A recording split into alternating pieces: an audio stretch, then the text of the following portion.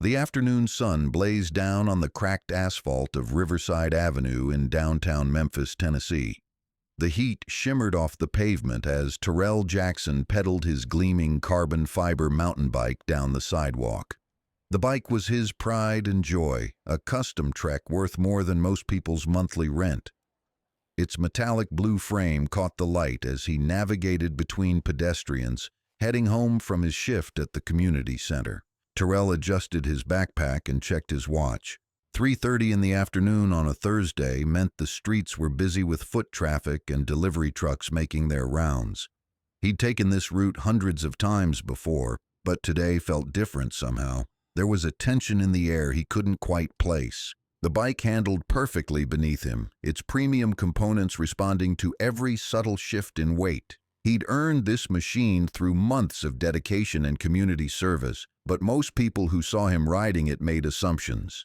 A young black man on an expensive bike in this part of town raised eyebrows and whispered comments. 2 blocks ahead, a Memphis police patrol car sat idling at the corner of Riverside and 3rd Street.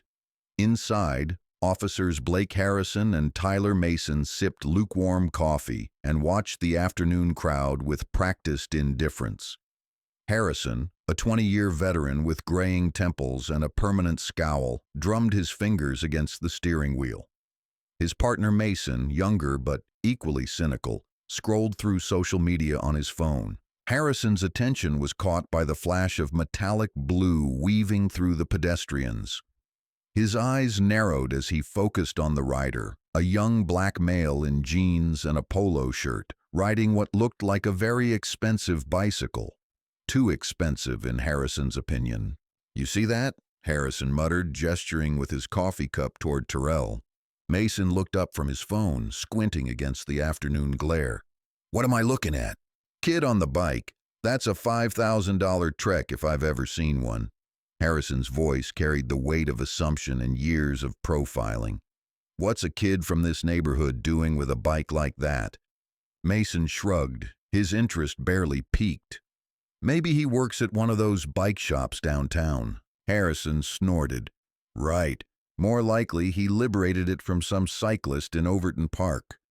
He put the patrol car in drive, pulling away from the curb with deliberate slowness.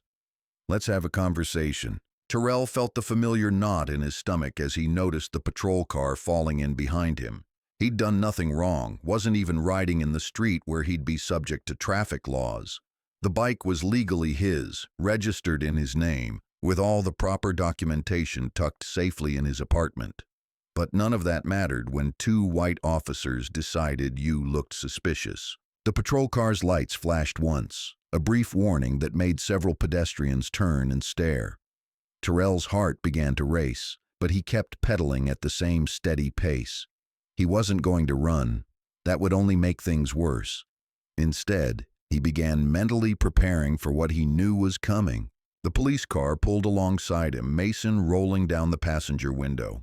"Hey, pull over," he called out, his tone casual but commanding. Terrell slowed to a stop near a bus shelter, carefully dismounting and placing the bike's kickstand down. He kept his hands visible, his movements deliberate and non-threatening. A small crowd of onlookers began to gather, their phones already emerging from pockets and purses. Harrison parked the patrol car and stepped out, his hand resting casually on his duty belt. The afternoon sun caught the reflective surface of his sunglasses as he approached.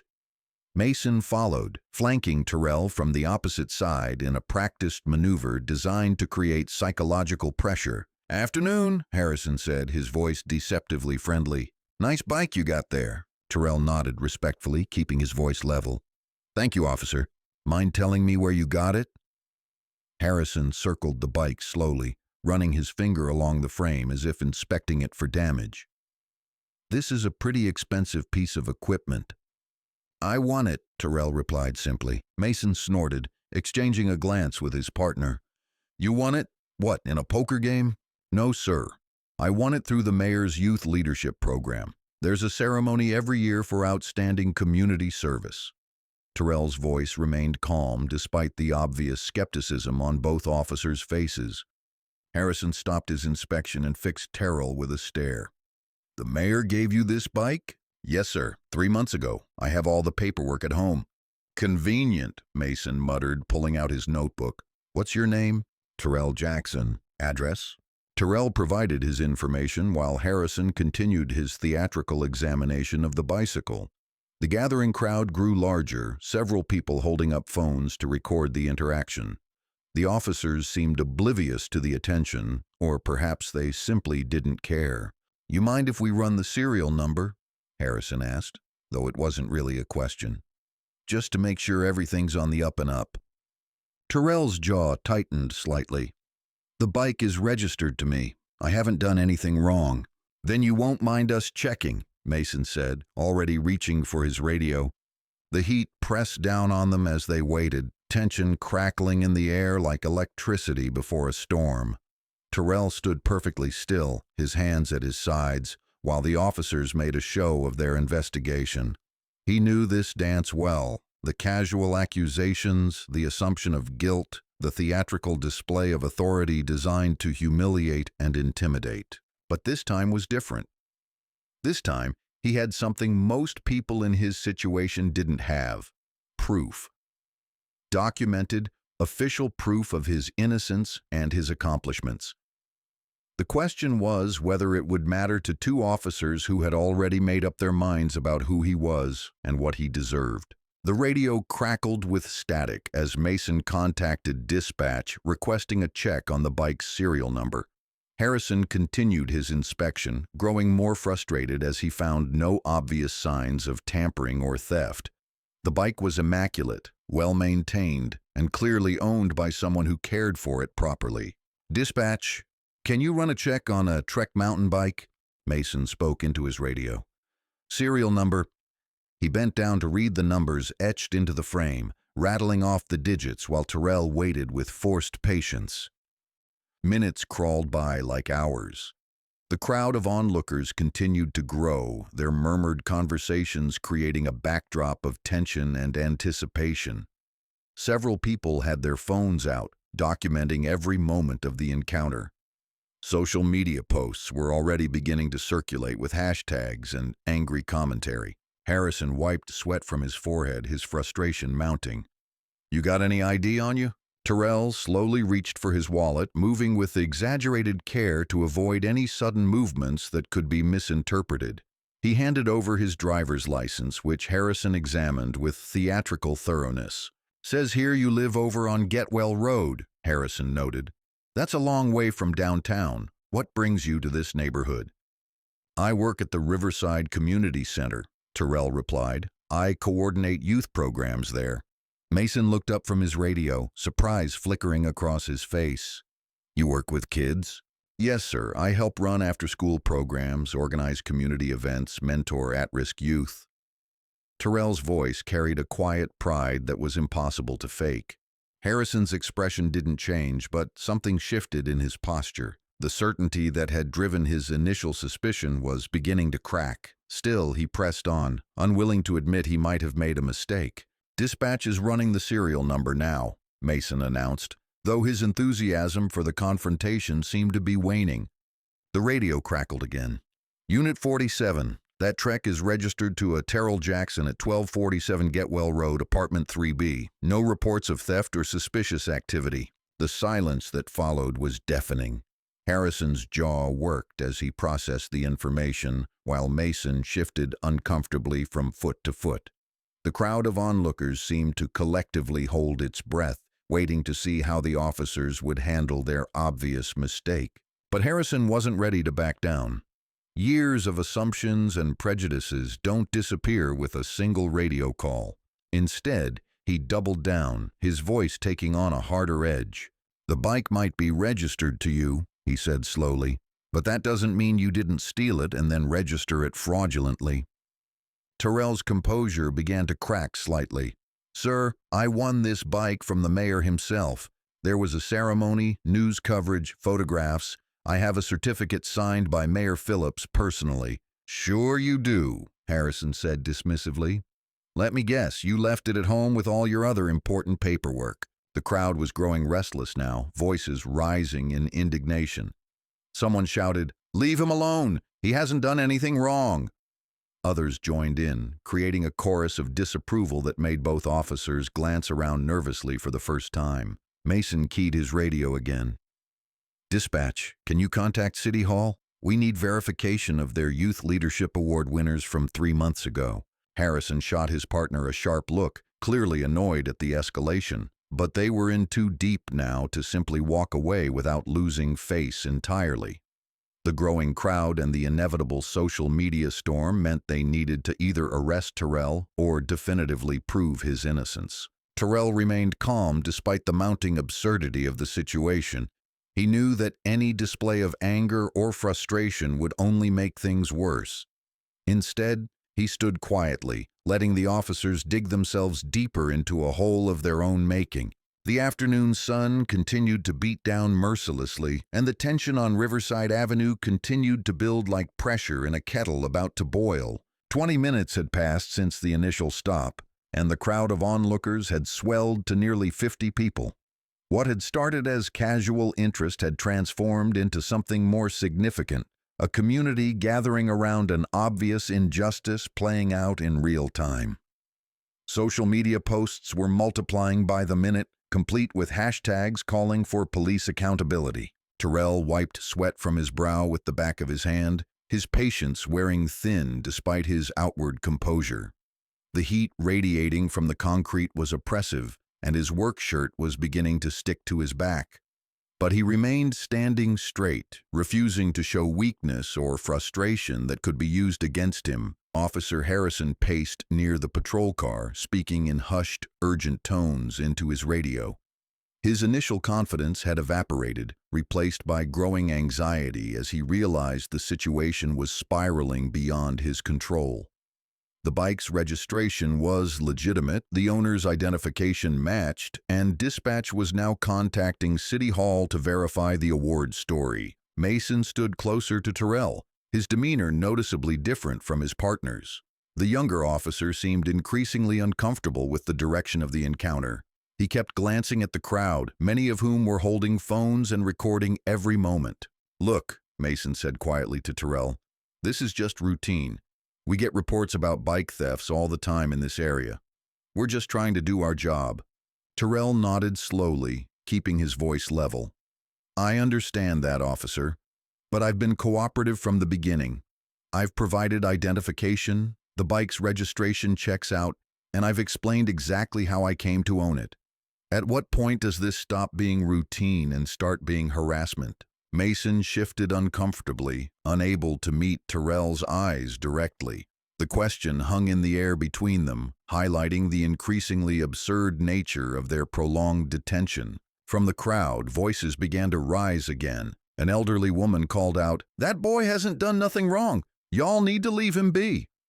Others murmured agreement, creating a low rumble of disapproval that made both officers increasingly nervous. Harrison's radio crackled with an incoming transmission.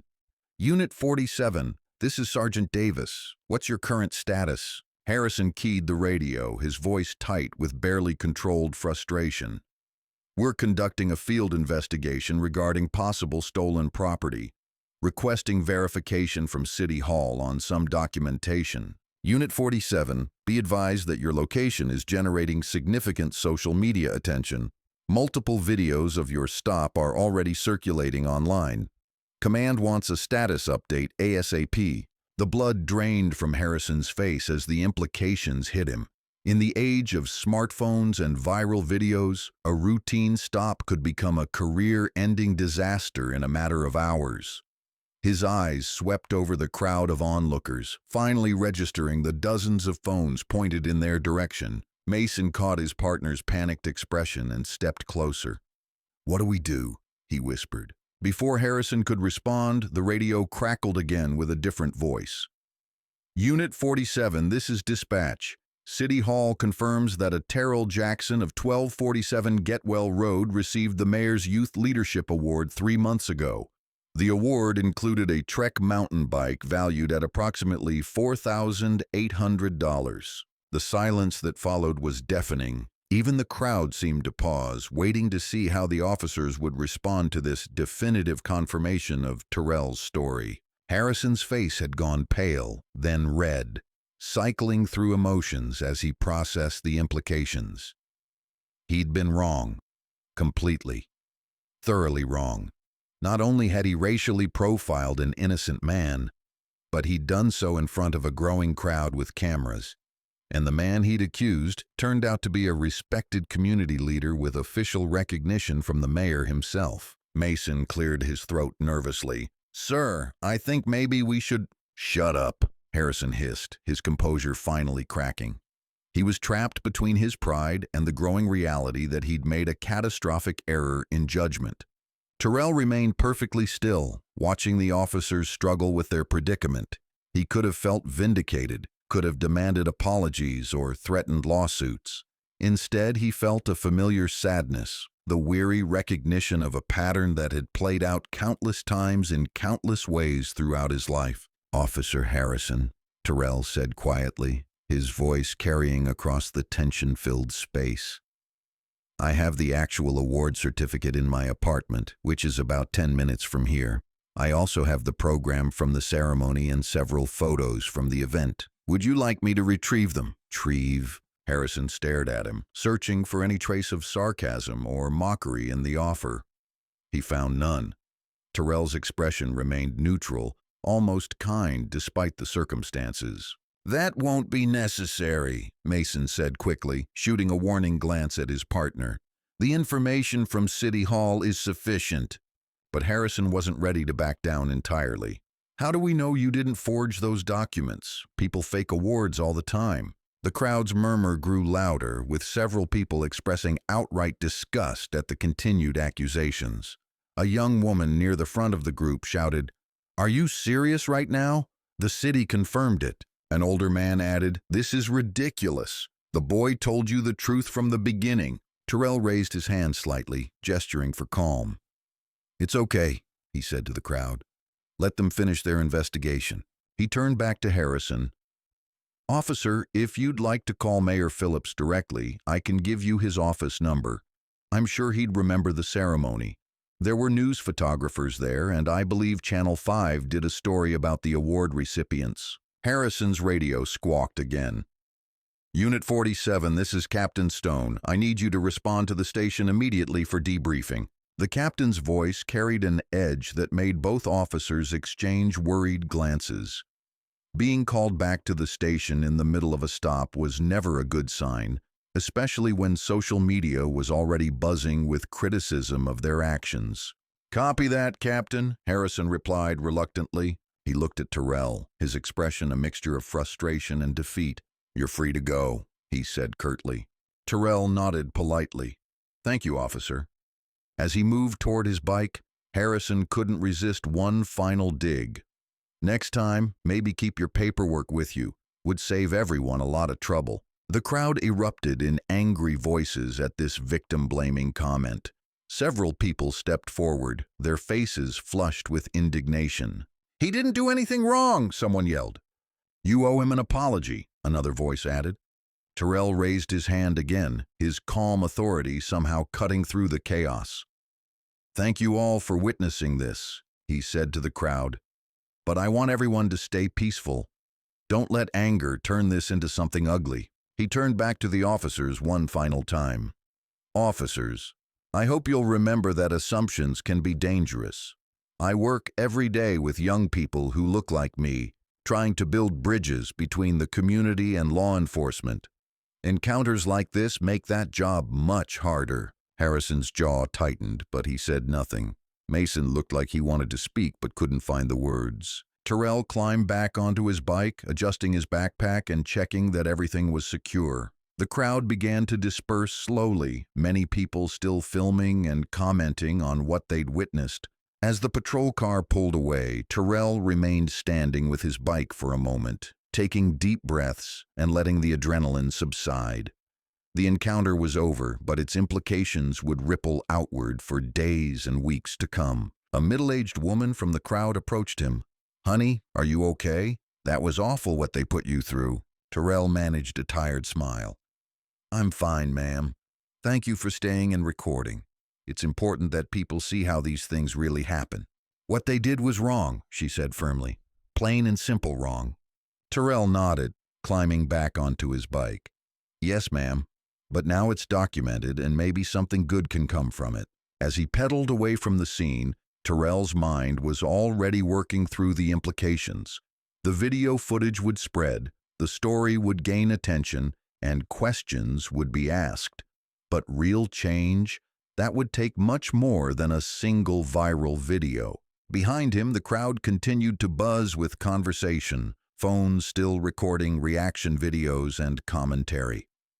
The afternoon sun continued to beat down on Riverside Avenue, but the tension in the air had shifted from confrontation to something else entirely. The electric feeling of a community that had witnessed injustice and refused to stay silent. 3 months earlier, the grand ballroom of the Peabody Hotel buzzed with excitement and anticipation.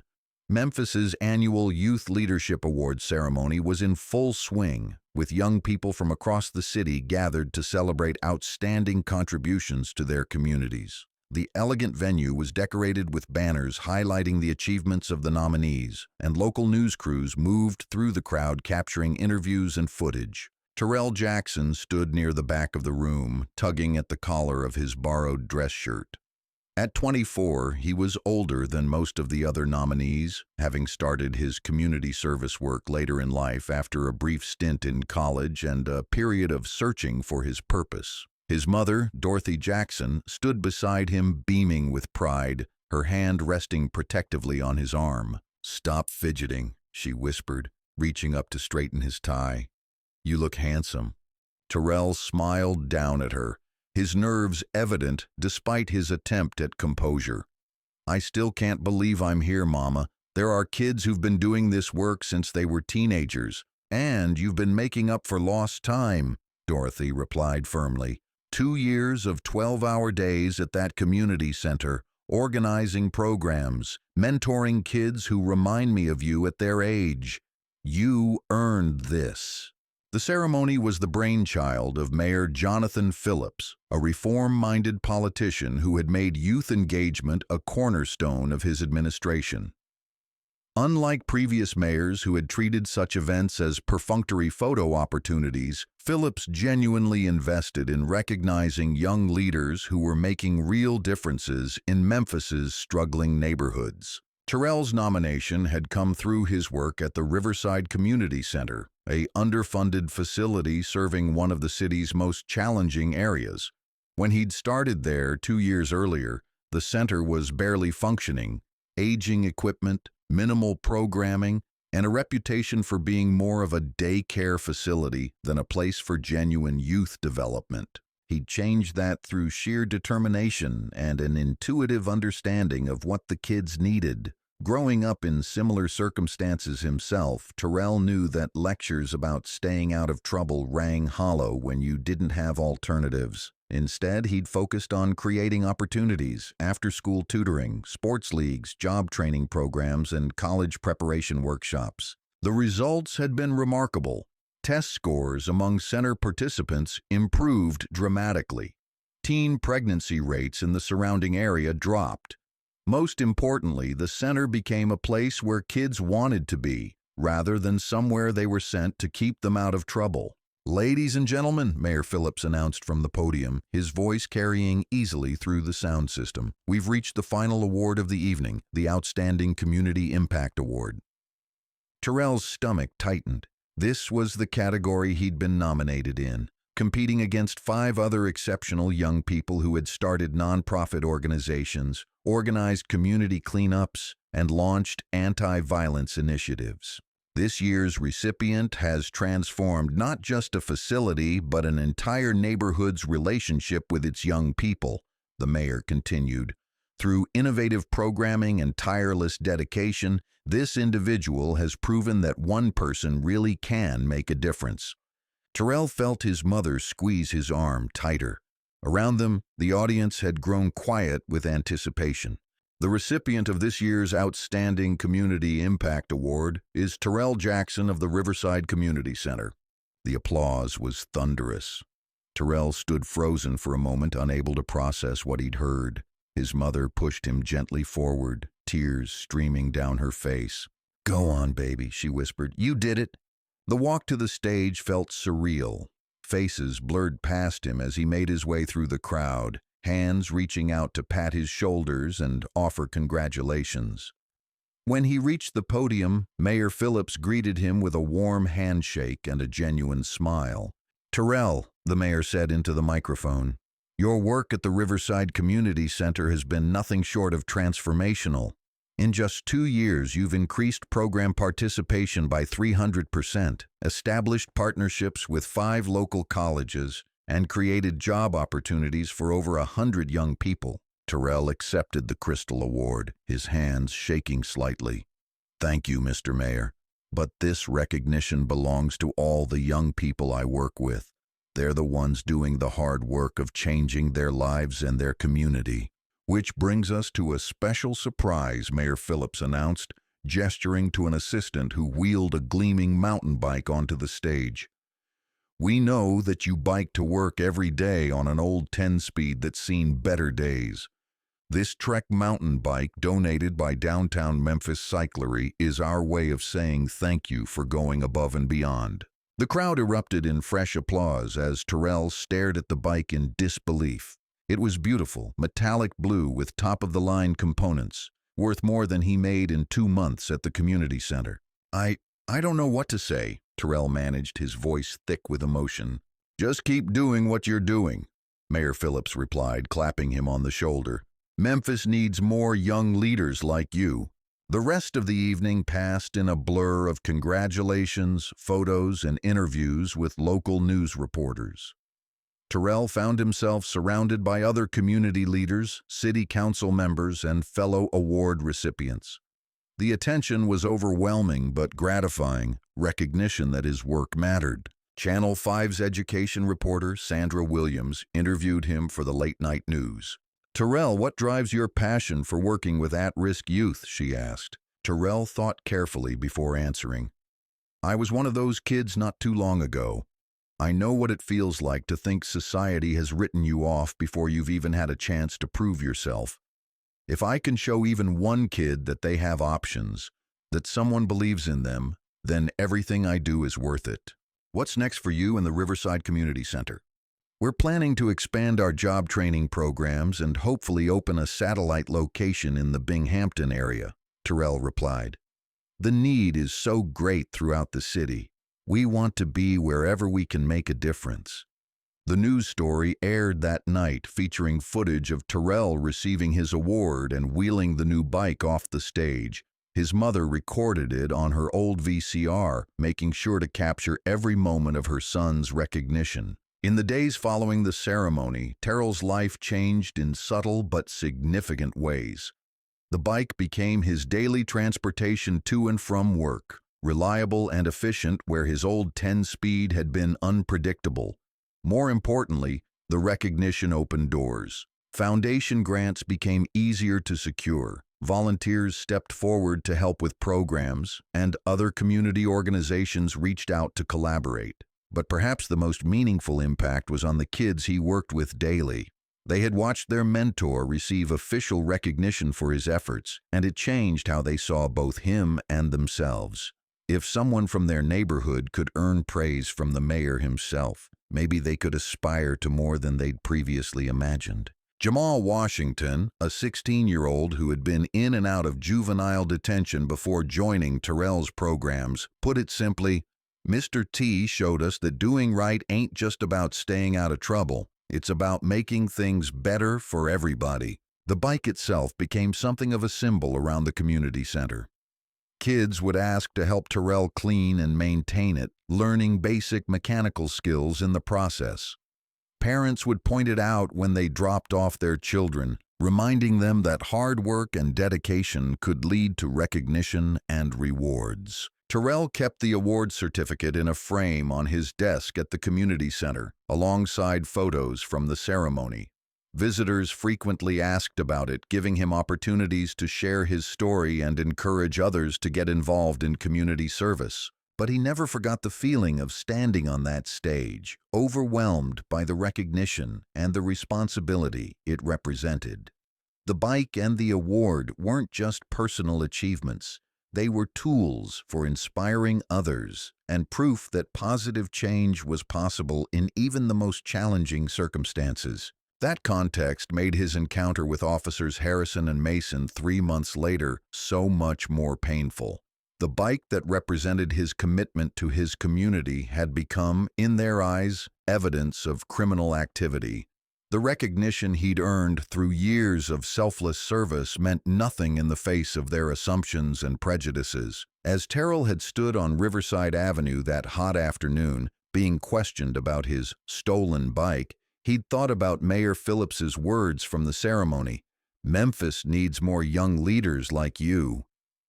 The irony was bitter. The same city that had celebrated his contributions was now treating him like a criminal for riding the bike they'd given him to honor his service. But he'd also thought about the kids at the community center who would inevitably hear about the encounter.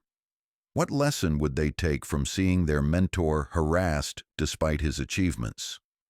Would they conclude that no amount of positive contribution could protect them from suspicion and discrimination? These were the questions that weighed on Terrell's mind as he'd stood calmly answering the officers' increasingly absurd accusations. The encounter wasn't just about him. It was about every young person who looked like him and wondered whether society would ever see them as more than potential criminals. Within hours of the incident on Riverside Avenue, the first video appeared on Twitter. Shanice Davis, a college student who had been walking home from her part-time job at the medical center, had captured nearly the entire encounter on her smartphone. Her hands had been shaky at first, but the footage was clear enough to show the officers' hostile questioning and Terrell's remarkably calm responses. "Y'all need to see this," she wrote in her tweet. "Two white cops harassing a black man for riding an expensive bike. Even after dispatch confirms it's registered to him, they kept pushing. This is Memphis in 2023. Justice for Terrell. Just Memphis police, racial profiling." The video began gaining traction almost immediately. Retweets multiplied by the dozens, then hundreds. Local activists and community leaders shared it with commentary highlighting the obvious racial profiling. By evening, it had been viewed over 50,000 times. At his apartment on Getwell Road, Terrell sat on his couch watching his phone buzz with notifications. Friend requests, interview requests, and messages of support poured in faster than he could process them. His mother called every 20 minutes, having heard about the incident through the neighborhood gossip network that moved faster than any social media platform. "Baby, are you okay?" Dorothy asked for the 5th time. "Mrs. Henderson showed me that video on her phone. I can't believe they put you through that." "I'm fine, Mama," Terrell assured her, though he was anything but. The adrenaline had worn off, leaving him drained and emotionally raw. "Nothing happened that we haven't seen before." "That doesn't make it right," she replied firmly. "You're out there trying to help people, and they treat you like a criminal for riding a bike the mayor gave you. It's shameful." The mayor's office had been monitoring social media throughout the evening, and by 9 p.m. they were in crisis management mode. Phillips's press secretary, Amanda Chen, had been fielding calls from reporters wanting official comment on the incident. The optics were terrible. A police department harassing a recent award recipient over the very prize the city had given him. Mayor Phillips himself watched the video 3 times, his expression growing darker with each viewing. He recognized Terrell immediately, remembering the young man's poise and humility during the awards ceremony. The irony of the situation wasn't lost on him. His own police department had racially profiled someone he'd personally honored for community service. "Get Captain Stone on the phone," Phillips instructed his staff. "I want to know exactly what happened and what's being done about it." At Memphis Police Headquarters, Captain Richard Stone was having the worst evening of his 25-year career. The video had reached the department's attention around 6 p.m., and by 8, it was being discussed in police departments across the country as another example of racial profiling gone viral. Stone had pulled the dispatch logs and radio communications from the incident. What he found made his blood pressure spike. Harrison and Mason had conducted a textbook case of racial profiling. doubling down on their suspicions even after official confirmation that the bike was legitimately owned by the man they'd stopped. "Get Harrison and Mason in here now," Stone ordered his desk sergeant, "and I mean right now."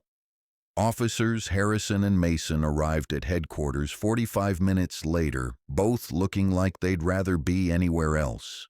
Word had spread through the department about the viral video, and their colleagues had been giving them a wide berth all evening. "Gentlemen," Captain Stone began, his voice deadly calm, "I assume you're aware that your little traffic stop this afternoon has made you internet famous." Harrison shifted uncomfortably in his chair. "Captain, we followed proper procedure. The suspect was acting suspicious, riding an expensive bike in a high-crime area." "The suspect?" Stone's voice rose slightly. "The suspect was Terrell Jackson, winner of this year's Mayor's Youth Leadership Award. The bike you were so suspicious about was his prize for outstanding community service, and you kept harassing him even after dispatch confirmed he owned it legitimately." Mason spoke up defensively. "We didn't know about any award. All we saw was someone who didn't look like they could afford what they were riding." Stone stared at him in disbelief. "Listen to yourself, Mason. You profiled a man based on his race and your assumptions about what he could afford. Then, when presented with facts that contradicted those assumptions, you refused to accept them." The two officers sat in uncomfortable silence as Stone continued. "This video has been viewed over 100,000 times in the past few hours. The mayor's office is asking questions. Internal Affairs is opening an investigation, and every civil rights organization in the state is calling for your badges." Harrison's face had gone pale. "What does this mean for us?"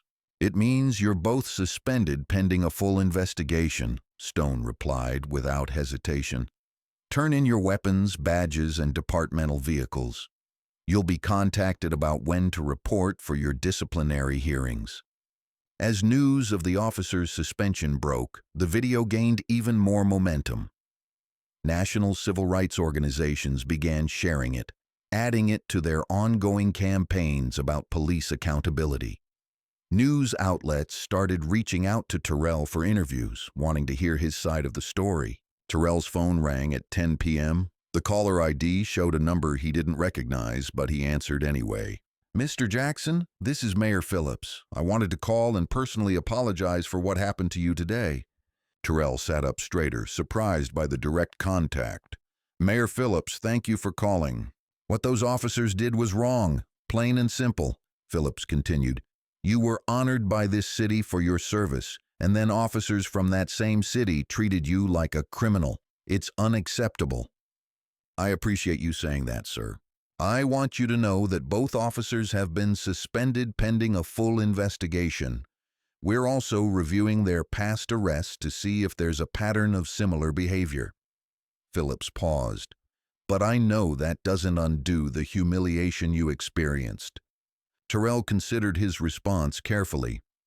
"Mr. Mayor, I'm grateful for the action you're taking. But this isn't really about me. It's about every young person who looks like me and wonders if they'll be treated fairly no matter how hard they work or what they achieve." Phillips was quiet for a moment. "You're absolutely right.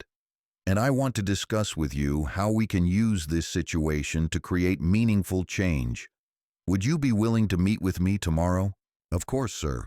After ending the call, Terrell sat in his quiet apartment processing the day's events. The bike sat in the corner, no longer just a symbol of achievement, but now a reminder of how quickly recognition could transform into suspicion. His laptop chimed with a Facebook notification. The Riverside Community Center's page had been flooded with supportive messages from community members who had seen the video. Kids from his programs had posted comments defending him, sharing stories about how he'd helped them, and expressing outrage at his treatment. One comment from Jamal Washington particularly caught his attention. "Mr. T is the realest dude I know. He helped me get my GED when everyone else gave up on me. Those cops don't know what they talking about. Mr. T is family." Similar messages filled the page. Parents thanked him for being a positive influence on their children. Former program participants shared success stories about college admissions and job placements. Community leaders vouched for his character and contributions. The overwhelming support was gratifying, but it also highlighted the broader issue. How many other young black men had been stopped, questioned, and harassed without a community ready to defend them? How many lacked the documentation, the awards, and the social media presence to prove their innocence? By midnight, the video had been shared over 10,000 times. News outlets across the country were picking up the story, framing it as another example of racial profiling in American policing. Civil rights attorneys were reaching out, offering to represent Terrell in any legal action he might want to pursue. The Memphis Police Department issued a terse statement. The department is aware of the incident involving officers Harrison and Mason. Both officers have been suspended pending a thorough investigation. The Memphis Police Department is committed to fair and professional service for all citizens. But social media wasn't satisfied with bureaucratic language. The hashtag #JusticeForTerrell was trending locally, with thousands of posts sharing the video and demanding accountability. Community organizers were already planning protests and town halls to address the broader issues the incident represented. At the Riverside Community Center, evening custodian Kenneth Brown had been fielding calls all night from reporters wanting to interview staff about Terrell. Kenny had worked at the center for 15 years and had watched Terrell transform the facility from a struggling daycare into a thriving community hub. "That boy's got more heart than sense sometimes," Kenny told his wife over the phone. "Always staying late, always trying to help one more kid, and they want to act like he's some criminal because he's got a nice bike. It ain't right." The story was resonating beyond Memphis, too. In cities across America, people were sharing their own experiences with racial profiling, using Terrell's story as a jumping-off point for broader conversations about bias and justice. Dr. Amelia Roberts, a sociology professor at the University of Memphis, who studied police-community relations, weighed in with a lengthy Facebook post that was shared hundreds of times. The Terrell Jackson incident illustrates perfectly how racial bias operates in policing. Two officers saw a young black man with property they assumed he couldn't legitimately possess. Even when presented with evidence of legitimate ownership, they continued to search for ways to justify their initial suspicion. This isn't about bad apples. It's about systemic assumptions that treat black bodies as inherently suspicious. Meanwhile, in squad cars across Memphis, officers were having uncomfortable conversations about the viral video. Some defended Harrison and Mason, arguing that they were just doing their jobs in a high-crime area. Others expressed embarrassment at how the department was being portrayed nationally. Officer Lisa Harper, a 5-year veteran who had worked with both suspended officers, watched the video with growing dismay. She'd seen Harrison's pattern of aggressive stops in black neighborhoods, but had never felt comfortable speaking up about it. The viral video was forcing conversations that had been whispered in locker rooms for years. "We all knew Blake had a thing about young black men," Harper confided to her partner the next day. "But nobody wanted to be the one to call it out. Now look where we are." The incident was also sparking conversations in the broader Memphis community about police reform and accountability. City council members were fielding calls from constituents demanding action. Community leaders were organizing meetings to discuss next steps. Reverend Marcus Thompson of the First Baptist Church, a longtime community activist, issued a statement calling for a comprehensive review of police practices. "This young man represents the best of our community, educated, dedicated, working every day to make things better for our children. If someone like Terrell Jackson can be harassed and humiliated for riding a bike, then none of us are safe from the assumptions and biases that poison the relationship between police and community." As the night wore on, the story continued to spread. National civil rights organizations added their voices to the growing chorus of criticism. Legal experts debated the likelihood of successful civil rights lawsuits. Police reform advocates pointed to the incident as evidence of the need for better training and accountability measures. But perhaps the most powerful responses came from the young people Terrell worked with daily. They organized their own social media campaign, sharing photos and stories from community center programs. Their posts painted a picture of a man who had dedicated his life to breaking cycles of poverty and violence, only to be treated as a criminal by the very system he was trying to help his kids navigate successfully. The irony wasn't lost on anyone. The bike that had been given to honor Terrell's work building bridges between police and community had become the catalyst for exposing the very problems he'd been trying to solve. Detective Lisa Harper arrived at Internal Affairs headquarters early the next morning, carrying a thick folder of incident reports and a heavy conscience. As a 5-year veteran of the Memphis Police Department, she had witnessed enough questionable stops by officers Harrison and Mason to recognize the pattern that had finally been exposed by the viral video. The Internal Affairs office was a sterile, windowless space designed to make people uncomfortable.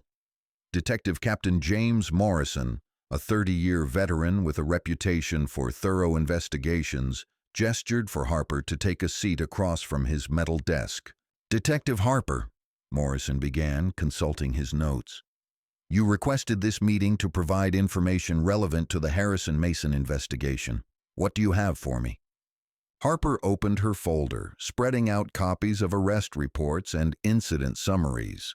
"Sir, I've been reviewing cases involving officers Harrison and Mason over the past 2 years. There's a clear pattern of disproportionate stops and searches targeting young black males, particularly in areas where they claim the individuals look out of place." Morrison leaned forward, studying the documents. "Walk me through what you found." "In the past 18 months, Harrison and Mason have conducted 47 vehicle and pedestrian stops," Harper began, her voice steady despite her nervousness. 39 of those stops involved black suspects. Of those, 28 resulted in prolonged detentions for suspicious behavior that was later determined to be lawful activity. She pulled out a specific report. "Here's a case from 6 months ago. They stopped a black teenager walking through Overton Park at 2 in the afternoon because he was wearing expensive sneakers inconsistent with the neighborhood demographic. The kid was a straight-A student at Central High School, walking home from a study group." Morrison's expression darkened as he reviewed the report. "What was the outcome?" "Detained for 2 hours while they investigated whether the shoes were stolen. The kid's mother had to bring receipts from Foot Locker to prove they'd bought them legitimately." Harper's voice carried barely controlled anger. "The family filed a complaint, but it was dismissed as a miscommunication about proper procedure." Morrison made notes as Harper continued presenting case after case. A college student questioned for carrying a laptop computer in a coffee shop. A young father detained for pushing a stroller that officers deemed too expensive for someone from his neighborhood. A high school athlete stopped for wearing team warm-ups that were suspiciously new. "The pattern is clear," Harper concluded. "They consistently assume that young black males with any signs of success or prosperity must have obtained those things illegally. And when their assumptions are proven wrong, they never admit error or modify their approach." Morrison closed the folder and leaned back in his chair. "Detective Harper, why are you bringing this to me now? You've had access to these reports for months." Harper met his gaze directly. "Because I was a coward, sir. I saw what was happening but convinced myself it wasn't my place to intervene. The Terrell Jackson incident changed that. Watching those officers harass a man who's dedicating his life to helping kids in our community made me realize that staying silent makes me complicit." "What changed your mind specifically?" Harper pulled out her phone, showing Morrison the video that had now been viewed over 2 million times. "Watching this, sir. Seeing how they treated Mr. Jackson even after dispatch confirmed his story. The contempt in their voices, the refusal to acknowledge they were wrong. It made me realize that this isn't about individual mistakes. It's about a mindset that sees certain people as inherently criminal." Morrison nodded slowly. "Your information will be crucial to the investigation, but I need to ask, have you ever witnessed other officers engaging in similar patterns of behavior?" Harper hesitated, knowing her answer would have far-reaching implications. "Yes, sir. This isn't isolated to Harrison and Mason. There's a culture in certain units that encourages aggressive policing based on assumptions rather than evidence. Meanwhile, across town at the Riverside Community Center, Terrell was trying to maintain some semblance of normalcy. Kids from the after-school program kept approaching him with questions about the video, having seen it shared by older siblings and parents on social media. "Mr. T, is it true the police thought you stole your bike?" asked 12-year-old Diamond Harris, her eyes wide with disbelief. Terrell knelt down to her level, choosing his words carefully. "Sometimes people make assumptions based on what they think they see, rather than finding out the truth. That's why it's important to always be respectful, but also to know your rights." "But you didn't do nothing wrong," protested another student, 10-year-old Kevin Brooks. "You won that bike from the mayor. We all seen the pictures on the wall." "That's right," Terrell replied. "And that's why it's so important to document your achievements and keep records of important things. Truth matters, even when some people don't want to hear it." The conversation was interrupted by the arrival of Mayor Phillips, who entered the community center with minimal fanfare. Unlike his usual official visits, this was clearly personal. No cameras, no staff entourage, just the mayor wanting to check on someone he'd honored just months earlier. "Mr. Jackson," Phillips said, extending his hand, "thank you for agreeing to meet with me." They moved to Terrell's small office, where the walls were covered with photos from community events, certificates of appreciation from local organizations, and the framed award from the youth leadership ceremony. Phillips noticed the mayor's certificate hanging prominently behind Terrell's desk. "I want you to know that what happened yesterday doesn't represent the values of this city," Phillips began. "We honored you because you represent the best of Memphis, someone who sees problems and works to solve them rather than complaining or giving up." Terrell nodded appreciatively. "I understand that, Mr. Mayor. But I also understand that individual incidents are part of larger patterns. The officers who stopped me weren't acting in a vacuum." "You're absolutely right," Phillips agreed, "which is why I want to discuss something with you. I'm forming a task force on police community relations, and I'd like you to co-chair it." Terrell was quiet for a moment, considering the implications. "What would that involve?" "Working with community leaders, police officials, and city administrators to review current policies and recommend reforms. It would be challenging work. You'd be dealing with people who have very different perspectives on these issues, including police officers who might resent having their practices questioned by a civilian." Phillips nodded. "Exactly. It won't be easy, and there will be pushback from multiple directions. Some community members will think you're being co-opted by the system, while some police will see you as a threat to their autonomy." Terrell looked at the photos on his wall, dozens of young faces representing kids he'd worked with over the years.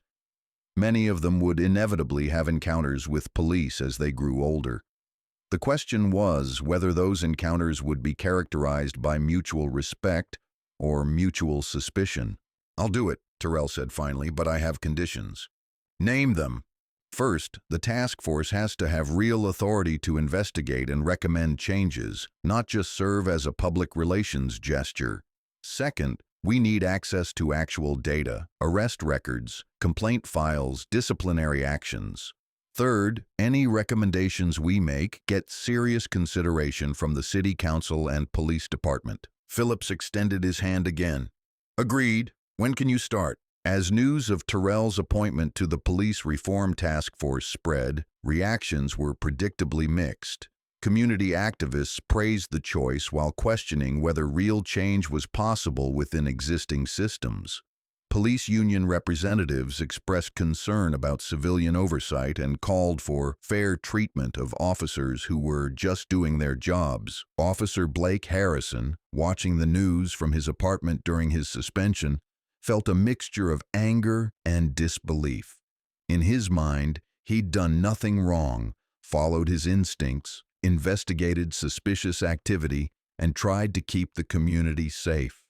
The fact that his actions had been recorded and misinterpreted by social media was just another example of how impossible it had become for police to do their jobs effectively. He called his partner Mason, who answered on the first ring.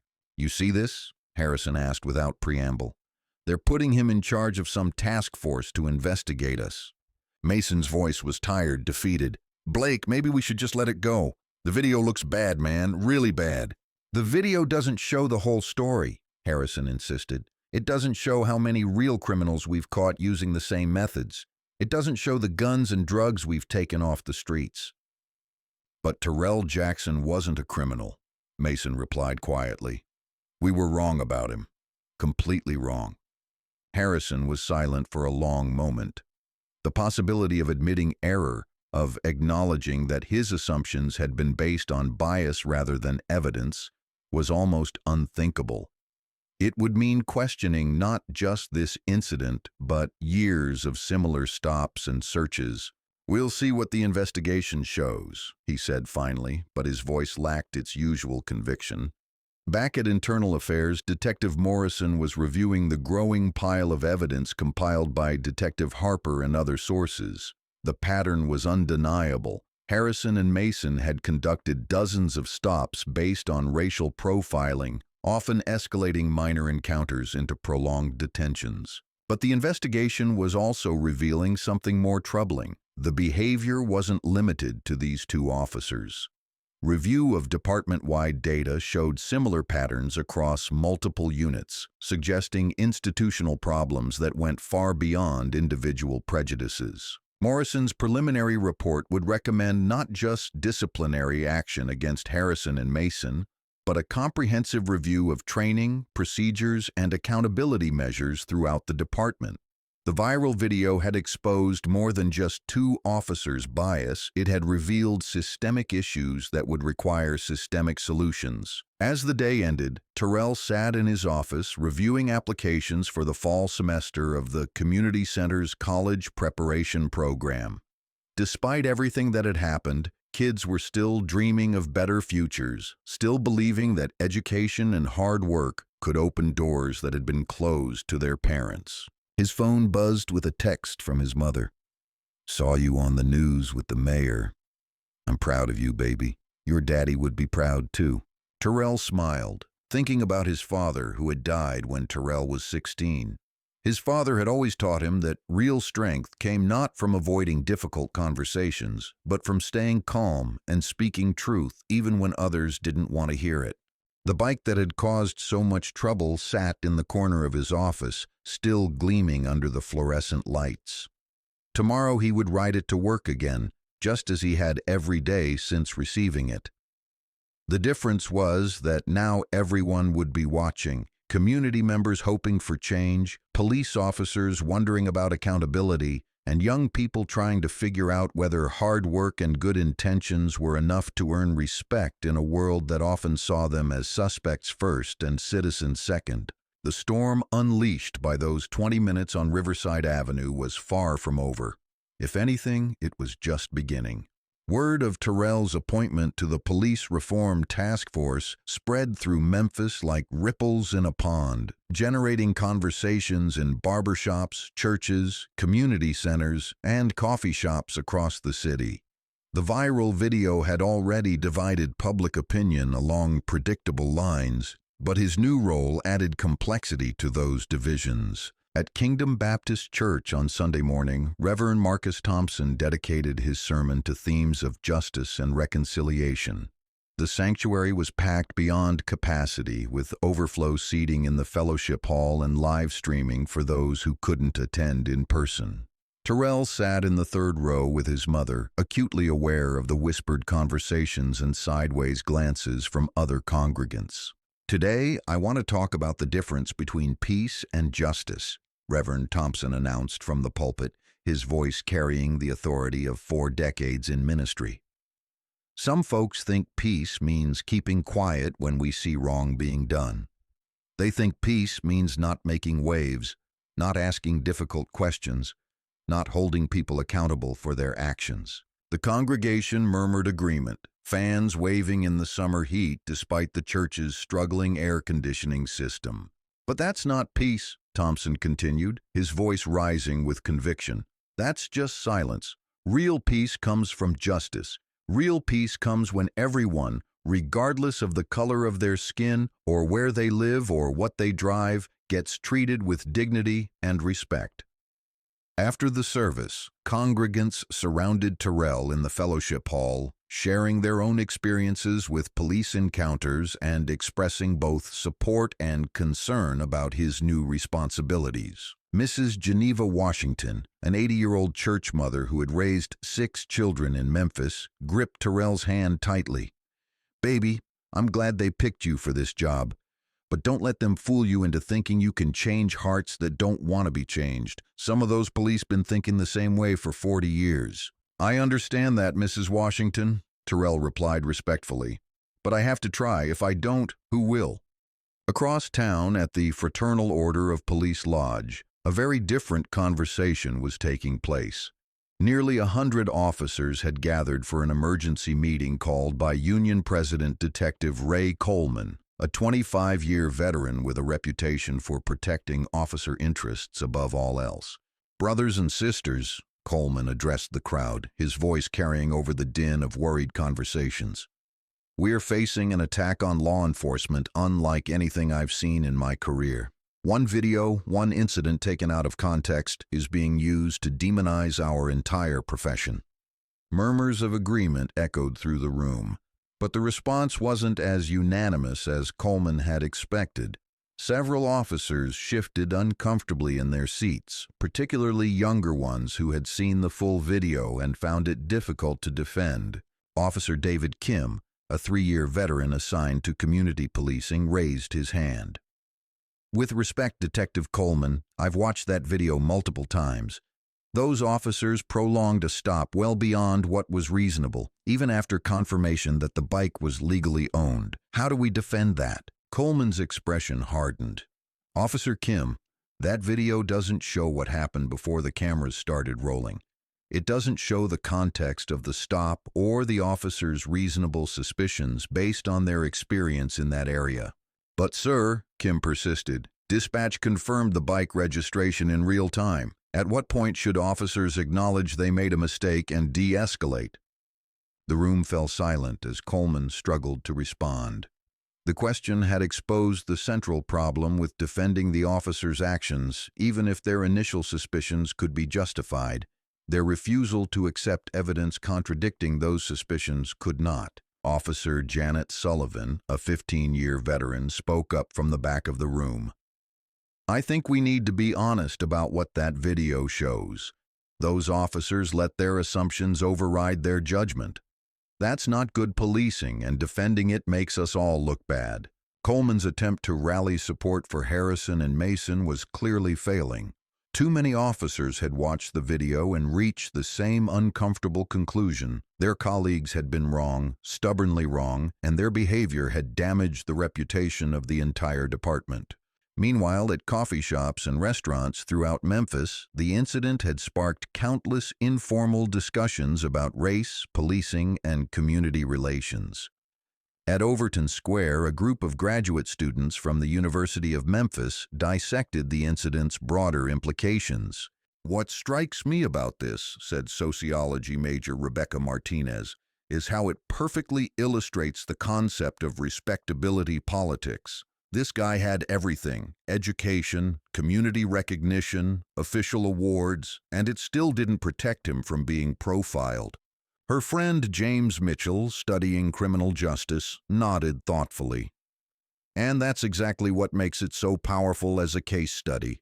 You can't dismiss Terrell Jackson as someone who was asking for trouble or should have known better. He literally did everything society says you should do to earn respect and legitimacy." At Central BBQ on Summer Avenue, the conversation was more pointed. A table of construction workers debated whether the officers had been treated fairly by the media coverage. "All I'm saying is police work is dangerous," argued Tommy Stevens, a pipe fitter who had grown up in North Memphis. "These guys see real criminals every day. Maybe they made a mistake, but they were trying to protect the community." His coworker Carlos Rivera shook his head. "Man, watch that video again. They kept pushing even after they knew the bike was legal. That's not about safety, that's about pride." "Easy for you to say," Stevens replied. You've never been a cop dealing with people lying to you all day. And I've never been a young black man getting harassed for riding a bike I earned, Rivera shot back. Works both ways. The debate reflected conversations happening throughout the city as people grappled with questions that had no easy answers. How do you balance public safety with individual rights? When do reasonable suspicions become unreasonable harassment? Can police departments change ingrained cultures without undermining officer morale and effectiveness? At the Riverside Community Center, Terrell was experiencing the controversy firsthand. Parents dropping off kids for the summer program wanted to discuss the incident, many sharing their own stories of police encounters.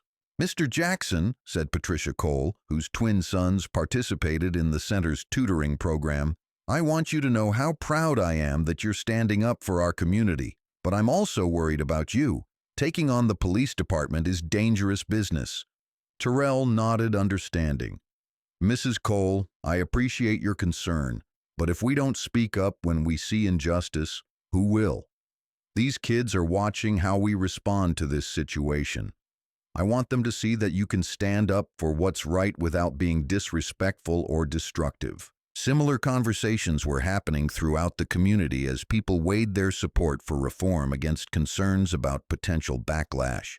The appointment of a police reform task force was a positive step, but many wondered whether it would produce real change or just serve as a public relations gesture to calm community anger. At his law office downtown, civil rights attorney Benjamin Hayes was fielding calls from national media outlets wanting to interview Terrell about the incident. Hayes had represented several clients in police misconduct cases and recognized the unique power of Terrell's story.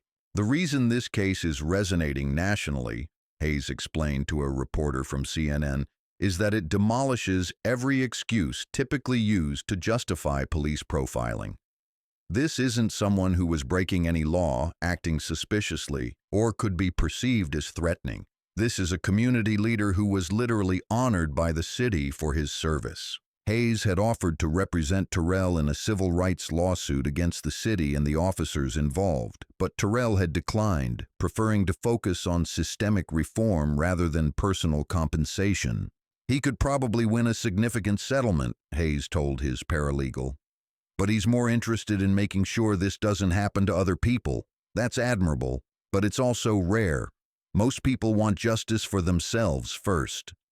The decision not to pursue legal action had surprised many observers, who assumed Terrell would want to punish the officers and city that had humiliated him so publicly.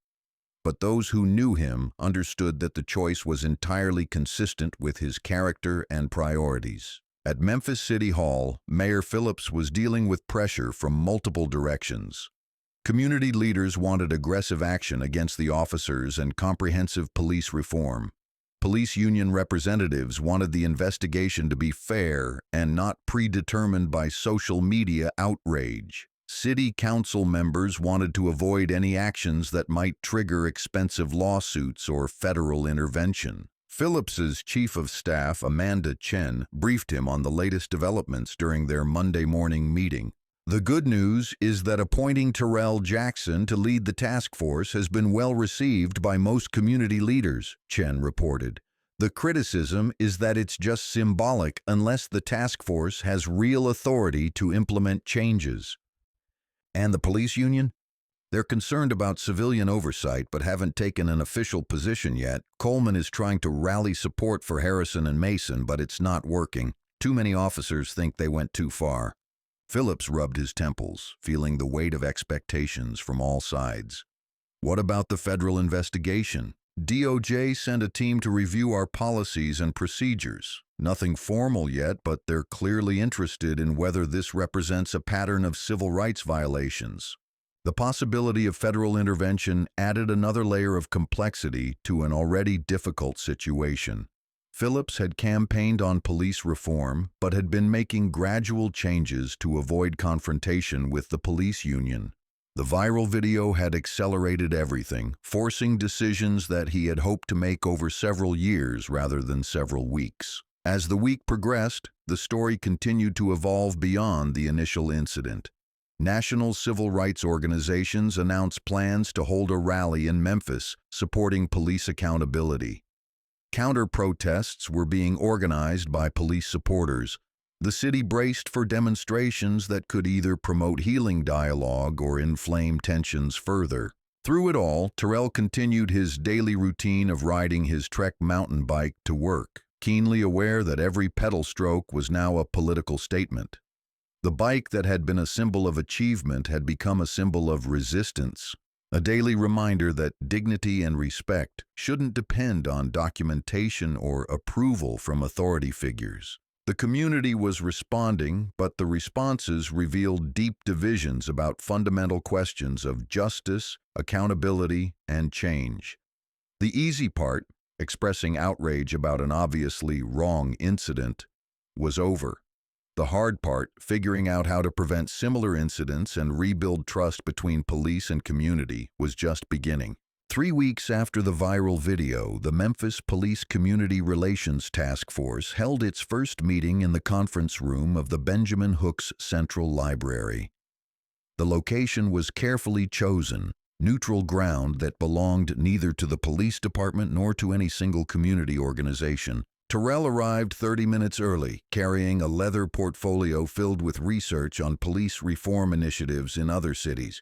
He had spent the previous week studying successful programs in Camden, New Jersey, Richmond, California, and Cincinnati, Ohio, looking for models that might work in Memphis. The conference room gradually filled with an unlikely assemblage of people who rarely shared the same space. Community activists sat across from police administrators. Church leaders made small talk with city council members. Civil rights attorneys reviewed notes while police union representatives scrolled through their phones with obvious discomfort. Mayor Phillips called the meeting to order at exactly 6 p.m., standing at the head of a long wooden table that accommodated all 24 task force members. "Before we begin," Phillips announced, "I want to establish some ground rules. First, everything discussed in these meetings stays confidential until we issue our final report. Second, everyone gets a chance to speak without interruption. Third, we're here to find solutions, not to relitigate past grievances." He gestured toward Terrell, who was seated halfway down the table between Reverend Thompson and Captain Morrison from Internal Affairs. "I've asked Terrell Jackson to co-chair this task force along with Deputy Chief Sarah Mitchell. Both bring unique perspectives and demonstrated commitment to improving police-community relations. Deputy Chief Mitchell, a 22-year veteran and the highest-ranking African-American woman in the department, nodded acknowledgement. Her appointment as co-chair had been strategic. Someone with credibility within the police department who could sell reforms to skeptical officers. "Our mandate is clear," Mitchell began, consulting her notes. "Review current policies and procedures, identify areas for improvement, and recommend specific changes that will build trust between police and the communities we serve." Terrell spoke next, his voice carrying the calm authority that had made him effective with troubled teenagers. "I want to start by acknowledging that everyone in this room wants the same thing: safe communities where everyone is treated with dignity and respect. We may disagree about methods, but our goals are aligned." The first hour was devoted to introductions, with each task force member explaining their background and perspective on police-community relations. The diversity of viewpoints was striking, ranging from community activists who had been advocating for police accountability for decades to officers who genuinely believed they were being unfairly criticized for doing a difficult job. Detective Coleman from the police union was among the most skeptical participants. "I want to be clear about something," he said during his introduction. "Police officers risk their lives every day to keep this city safe. Any reforms we discuss need to maintain our ability to do that job effectively." Community organizer Shanice Davis, the college student who had filmed the original incident, responded directly. "And I want to be clear that community members shouldn't have to risk humiliation and harassment every time they encounter police. Safety has to work both ways." The tension in the room was palpable, but Terrell and Mitchell kept the conversation focused on specific issues rather than general grievances. They had prepared an agenda covering training procedures, accountability measures, community engagement, and data collection, concrete areas where meaningful reforms might be possible. "Let's start with training," Terrell suggested, pulling out a thick folder. "I've reviewed the current academy curriculum and field training programs. Right now, recruits receive about 4 hours of cultural sensitivity training compared to 40 hours of firearms instruction. Does that seem proportionate to anyone?" Captain Morrison from Internal Affairs shifted uncomfortably. "The training allocation reflects the reality of police work. Officers need extensive weapons training to protect themselves and civilians." "I'm not suggesting we reduce weapons training," Terrell replied evenly. "I'm questioning whether 4 hours is sufficient to prepare officers for respectful interaction with diverse communities." Reverend Thompson leaned forward. "Let me share something that might help. Last month, I was stopped while driving in East Memphis. The officer was professional, explained why he'd pulled me over, and sent me on my way with a warning about my taillight. The whole interaction took 5 minutes and left me feeling like I'd been treated fairly." He paused, looking around the room. "The next week, my grandson was stopped in the same neighborhood for walking to the bus stop. He was detained for 20 minutes, questioned about where he was going and whether he belonged in the area, and made to feel like a criminal for walking down a public sidewalk. Same police department, same neighborhood, very different treatment." The room was quiet as Reverend Thompson's words sank in. His grandson was a 17-year-old honor student with no criminal record, but his age and race had apparently made him suspicious in ways that a 60-year-old minister was not. Deputy Chief Mitchell made notes as the discussion continued. "What specific changes would address that disparity?" "Better training on implicit bias," suggested Dr. Roberts from the University of Memphis. "Research shows that even well-intentioned people make assumptions based on unconscious prejudices. Officers need tools to recognize and counter those assumptions." Detective Coleman bristled. "So now we're all racists who need to be reprogrammed?" "That's not what anyone said," Terrell interjected calmly. "Dr. Roberts is talking about unconscious bias that affects everyone, regardless of their conscious beliefs. Studies show that even people who strongly oppose racism can still be influenced by societal stereotypes." The discussion continued for 2 hours, covering topics from body camera policies to citizen complaint procedures. Progress was slow, with multiple interruptions as participants defended their positions or challenged others' assumptions. But gradually, some areas of common ground began to emerge. Everyone agreed that officers needed better training in de-escalation techniques. Everyone supported the use of body cameras to protect both officers and civilians. Everyone wanted clearer guidelines for when stops could be prolonged beyond the initial reason for contact. As the meeting ended, participants were assigned to working groups focused on specific reform areas. Terrell found himself co-chairing the training subcommittee with Detective Lisa Harper, the officer who had provided crucial information to Internal Affairs about Harrison and Mason's pattern of problematic stops. "This is going to be interesting," Harper commented as they walked out together. "Half the department thinks you're anti-police, and half the community thinks I'm just another cop trying to protect the system." Terrell smiled slightly. "Maybe that means we're both in the right position to find middle ground."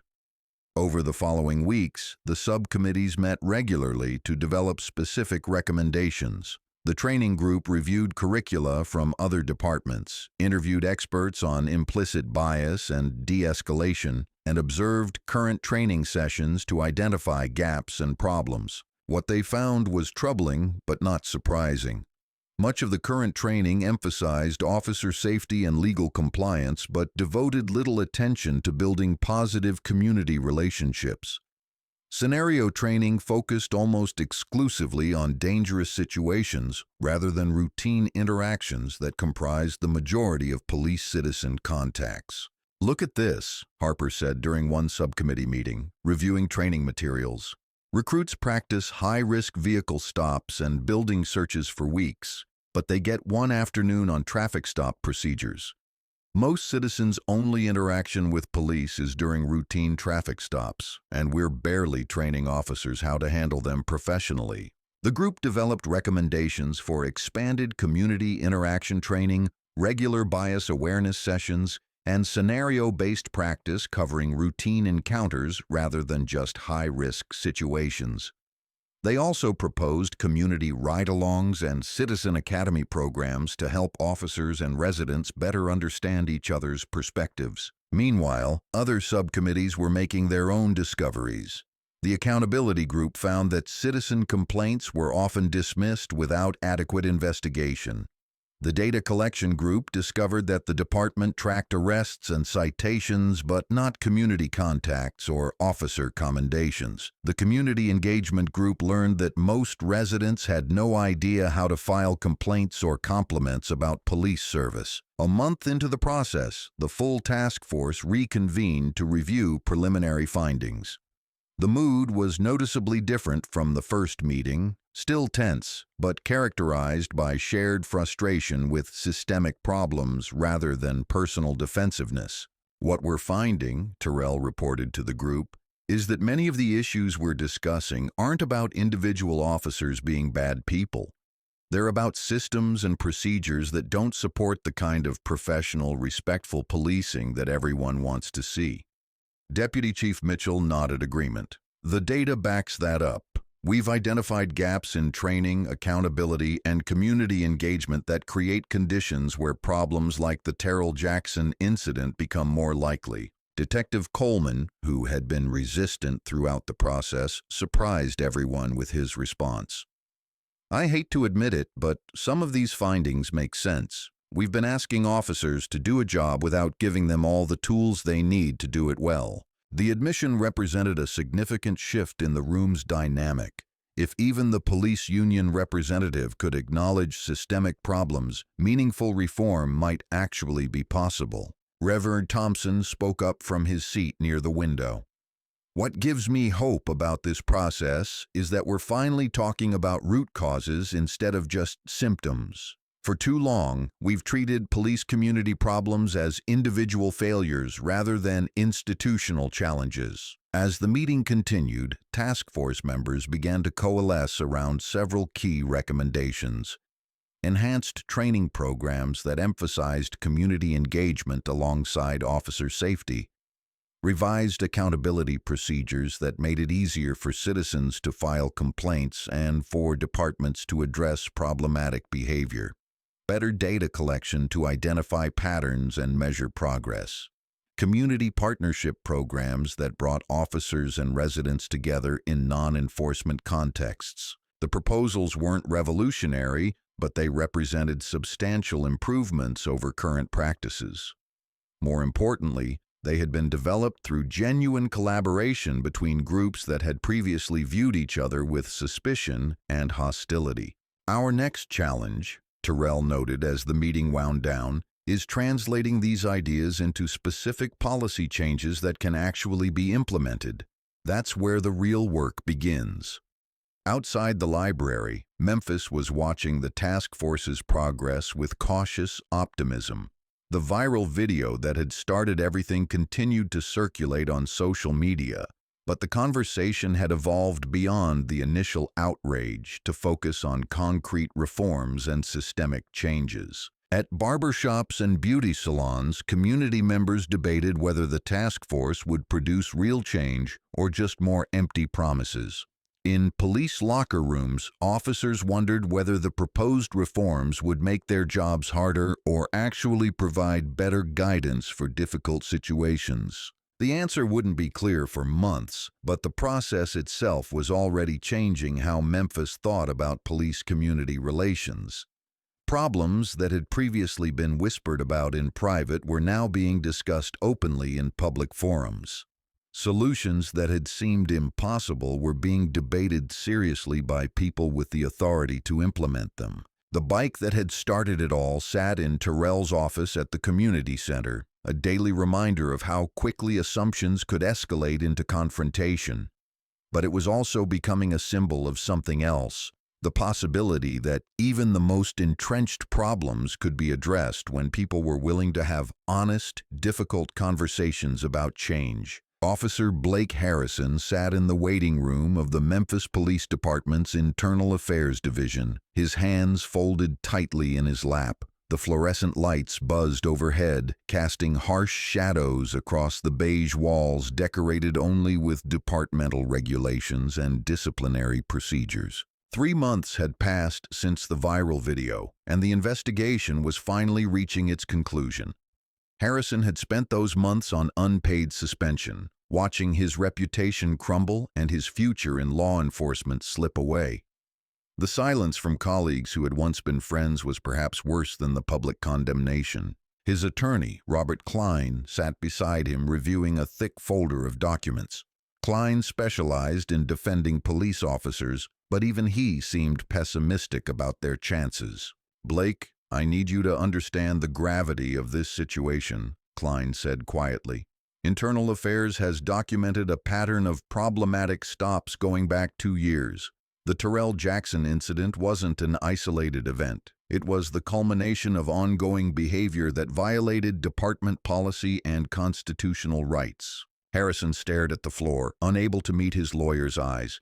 "I was doing my job, keeping the community safe.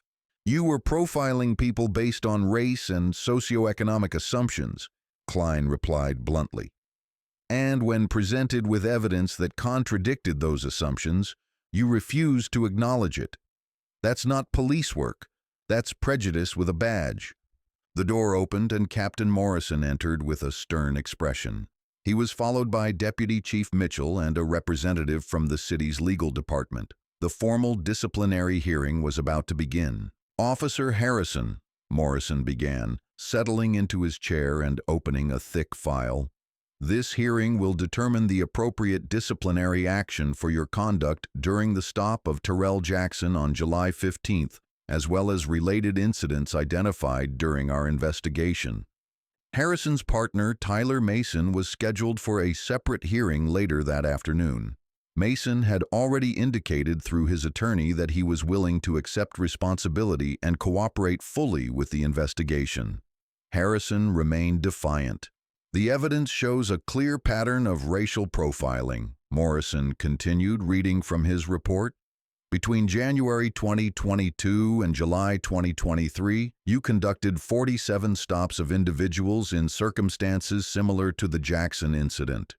39 of those stops involved black males between the ages of 16 and 35. In 28 cases, you prolonged the detention beyond what was justified by the initial reason for the stop." Klein leaned forward. "Captain Morrison, Officer Harrison was assigned to a high-crime area where suspicious activity is unfortunately common. His actions were based on legitimate law enforcement experience, not racial bias." Deputy Chief Mitchell responded immediately. "Mr. Klein, Detective Harper's investigation found that Officer Harrison's definition of suspicious activity consistently centered on young black males displaying signs of success or prosperity. That's not law enforcement. That's systematic harassment." Morrison continued reading from the file. "The Jackson incident is particularly egregious because it demonstrates Officer Harrison's refusal to accept evidence that contradicted his assumptions. Even after dispatch confirmed that Mr. Jackson legally owned the bicycle and had received it as an award from the mayor's office, Officer Harrison continued to suggest criminal activity." Harrison finally spoke, his voice tight with barely controlled anger. "You weren't there. You didn't see how he was acting, how he responded to questions. Something felt wrong about the whole situation." "What felt wrong," Morrison replied evenly, "was that your assumptions about who belongs where and who deserves what were challenged by reality. Mr. Jackson was calm, cooperative, and truthful throughout the encounter. The only thing wrong was your preconceived notions about what a young black man should be allowed to possess." The hearing continued for 2 hours, with Morrison methodically reviewing incident after incident where Harrison had overstepped his authority based on racial assumptions. The pattern was undeniable, a consistent practice of treating young black males as inherently suspicious, regardless of their actual behavior. Klein tried to mount a defense based on officer safety and crime statistics, but the evidence was overwhelming. Too many stops with no justification, too many prolonged detentions with no evidence of wrongdoing, too many instances where Harrison's assumptions had been proven wrong but never acknowledged. Officer Harrison, Morrison concluded, the Memphis Police Department finds that your actions constitute gross misconduct, violation of citizens' constitutional rights, and conduct unbecoming an officer.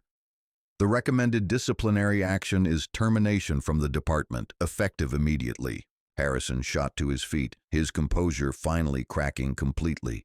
This is ridiculous. I've given 20 years to this department. I've kept criminals off the streets and made this city safer. And you're going to fire me because I hurt some community organizer's feelings? We're terminating your employment because you violated your oath to serve and protect all citizens equally, Mitchell replied calmly. Mr. Jackson isn't a community organizer. He's a respected youth counselor who was honored by this city for his service. But even if he were a convicted felon, he would still deserve to be treated with basic dignity and respect. Klein placed a restraining hand on Harrison's arm as his client continued to rant. This is about politics, about appeasing the mob on social media. You're sacrificing good officers to satisfy people who hate police no matter what we do. Morrison's expression remained neutral, but his voice carried an edge of steel. Officer Harrison, this is about accountability, something the Memphis Police Department should have demanded from you years ago. The formal termination paperwork was signed within the hour. Harrison turned in his badge, weapon, and departmental property, then walked out of the building he had entered as a sworn officer for the last time. 20 years of law enforcement career had ended in disgrace, and the reality was finally sinking in. Later that afternoon, Tyler Mason faced his own disciplinary hearing with a very different attitude. He had spent the 3 months of suspension reflecting on his actions and their consequences, slowly coming to terms with the uncomfortable truth about his behavior. Captain Morrison, Mason began when given the opportunity to speak, I want to apologize for my actions during the Jackson incident and the other stops we've discussed. I let my assumptions override my training and my conscience. I became complicit in behavior that violated everything I thought I stood for as a police officer. Morrison nodded acknowledgement but remained stern. Officer Mason, your cooperation with this investigation is noted. However, cooperation doesn't erase the harm caused by your actions. I understand that, sir, Mason replied. I'm not asking for leniency. I'm asking for the chance to make this right somehow. Mason's hearing lasted only 45 minutes. His willingness to accept responsibility and his cooperation with the investigation earned him a suspension rather than termination, but he was required to complete extensive retraining and would be on probationary status for 2 years. News of the disciplinary actions spread quickly through the Memphis Police Department and the broader community.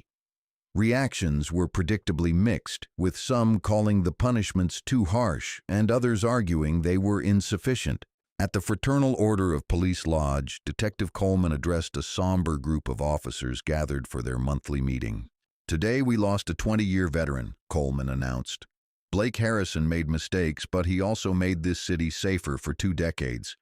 The question we need to ask ourselves is whether we're creating an environment where officers are afraid to do their jobs.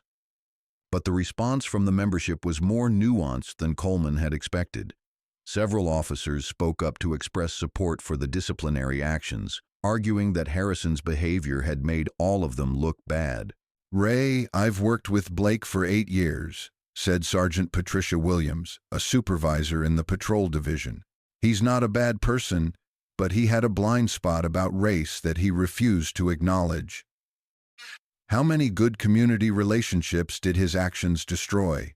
How many kids decided to hate police because of how he treated them? Officer David Kim, who had challenged Coleman during the earlier meeting, was more direct. The Terrell Jackson video has been viewed millions of times. Every one of those views represents someone forming an opinion about police officers based on Blake's actions. He didn't just hurt his own career, he hurt all of ours.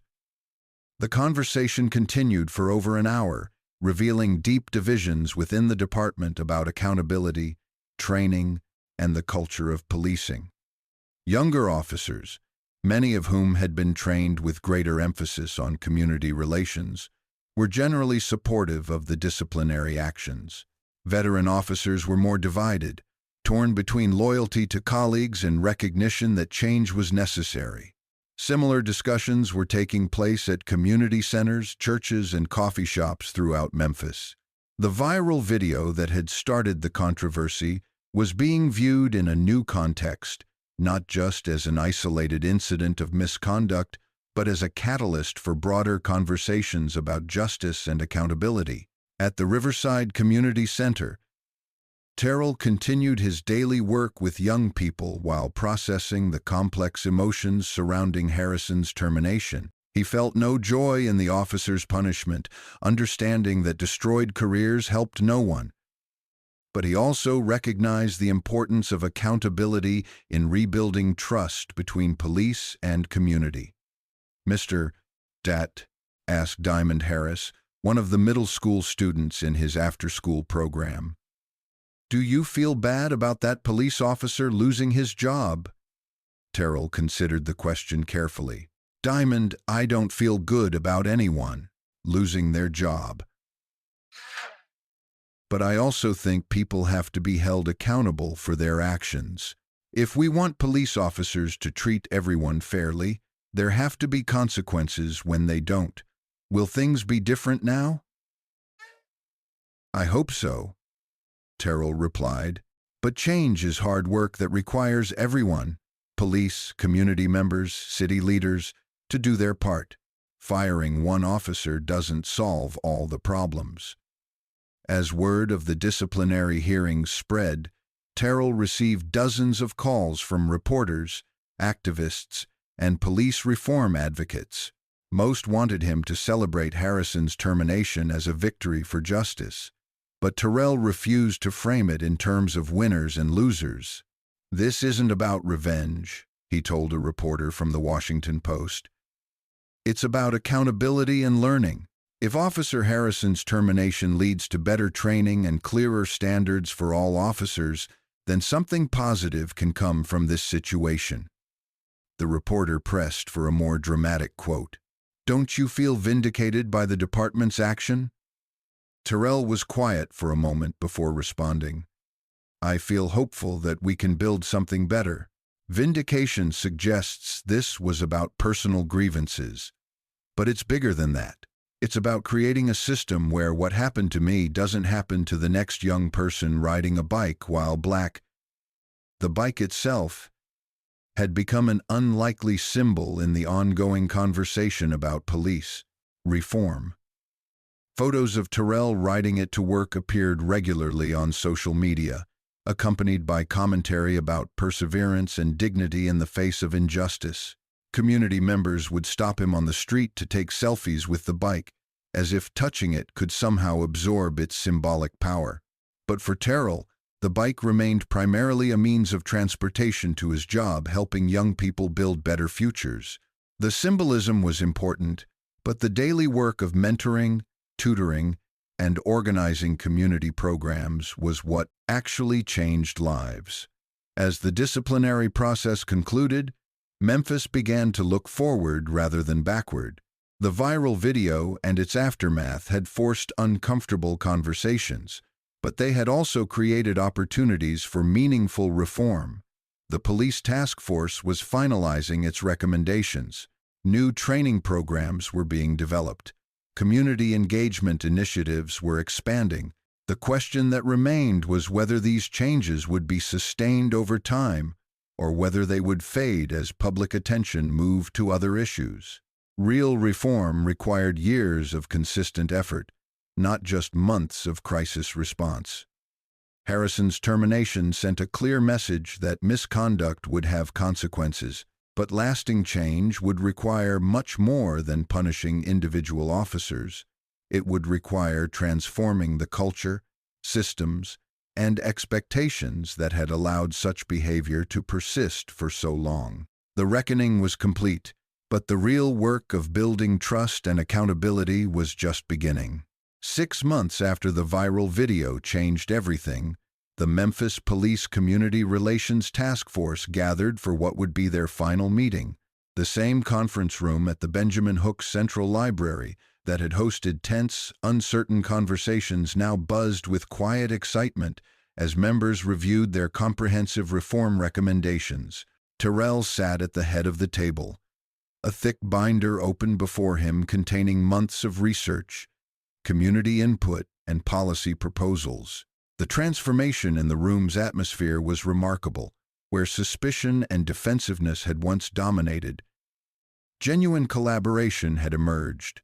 Deputy Chief Mitchell called the meeting to order, her voice carrying new authority. She had been promoted to Chief of Police just 2 weeks earlier, making her the first African-American woman to hold the position in Memphis history. The appointment had been widely seen as a signal of the city's commitment to reform.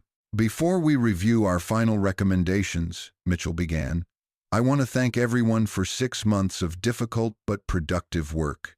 We've created something that I believe can serve as a model for other cities facing similar challenges." The task force had produced 47 specific recommendations organized into 5 categories: training reform, accountability measures, community engagement, data collection and analysis, and officer wellness and support. Each recommendation included detailed implementation timelines, funding requirements, and success metrics. Reverend Thompson, who had served on the training subcommittee, presented their findings first. "Our research found that current academy training spends less than 10% of classroom time on community relations, de-escalation, and cultural competency. We're recommending a complete restructuring that integrates these skills throughout the curriculum rather than treating them as separate subjects." The training reforms were comprehensive. New recruits would spend 40 hours on implicit bias awareness, 30 hours on de-escalation techniques, and 20 hours on Memphis history and demographics. Veteran officers would be required to complete annual refresher training, and promotions would depend partly on demonstrated community engagement skills. Detective Harper, now serving as Internal Affairs Liaison to the task force, presented the accountability recommendations. "We're proposing an early warning system that flags officers who accumulate multiple complaints or show patterns of problematic behavior. Instead of waiting for a major incident, supervisors would intervene with additional training or counseling." The accountability measures also included civilian review boards with real investigative authority, body camera requirements for all patrol officers, and revised use of force policies that emphasize de-escalation as the first option rather than the last resort. Community organizer Shanice Davis, whose video had started everything, presented the community engagement proposals. "We want to create opportunities for positive interactions between police and residents that don't involve enforcement. Community sports leagues, youth mentorship programs, and neighborhood problem-solving partnerships." The engagement initiatives were designed to rebuild trust through shared activities and common goals.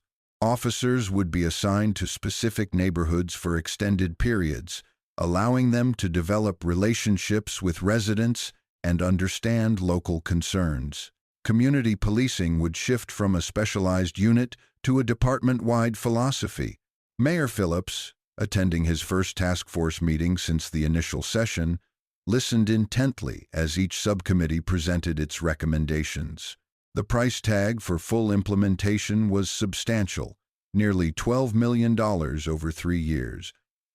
But the political cost of inaction was potentially much higher. These recommendations represent a fundamental shift in how we approach policing in Memphis, Phillips observed. "The question is whether we have the political will and community support to see them through." Terrell spoke up from his position as co-chair. "Mr. Mayor, the community is ready for change. The question is whether the police department and city government are ready to support that change with resources and leadership." Chief Mitchell nodded agreement. "The department is committed to implementing these reforms, but will need sustained funding and community patience as we work through the inevitable challenges." The meeting continued for 3 hours as task force members debated implementation timelines and funding priorities. Some recommendations could be implemented immediately with existing resources, while others would require new positions, equipment, and facilities. Detective Coleman, who had evolved from skeptic to cautious supporter over the course of the process, raised concerns about officer morale during the transition period. "Change is hard," Coleman acknowledged. "Some officers are going to resist these reforms, either because they don't understand the need for them or because they're comfortable with current practices. We need to address those concerns directly rather than pretending they don't exist."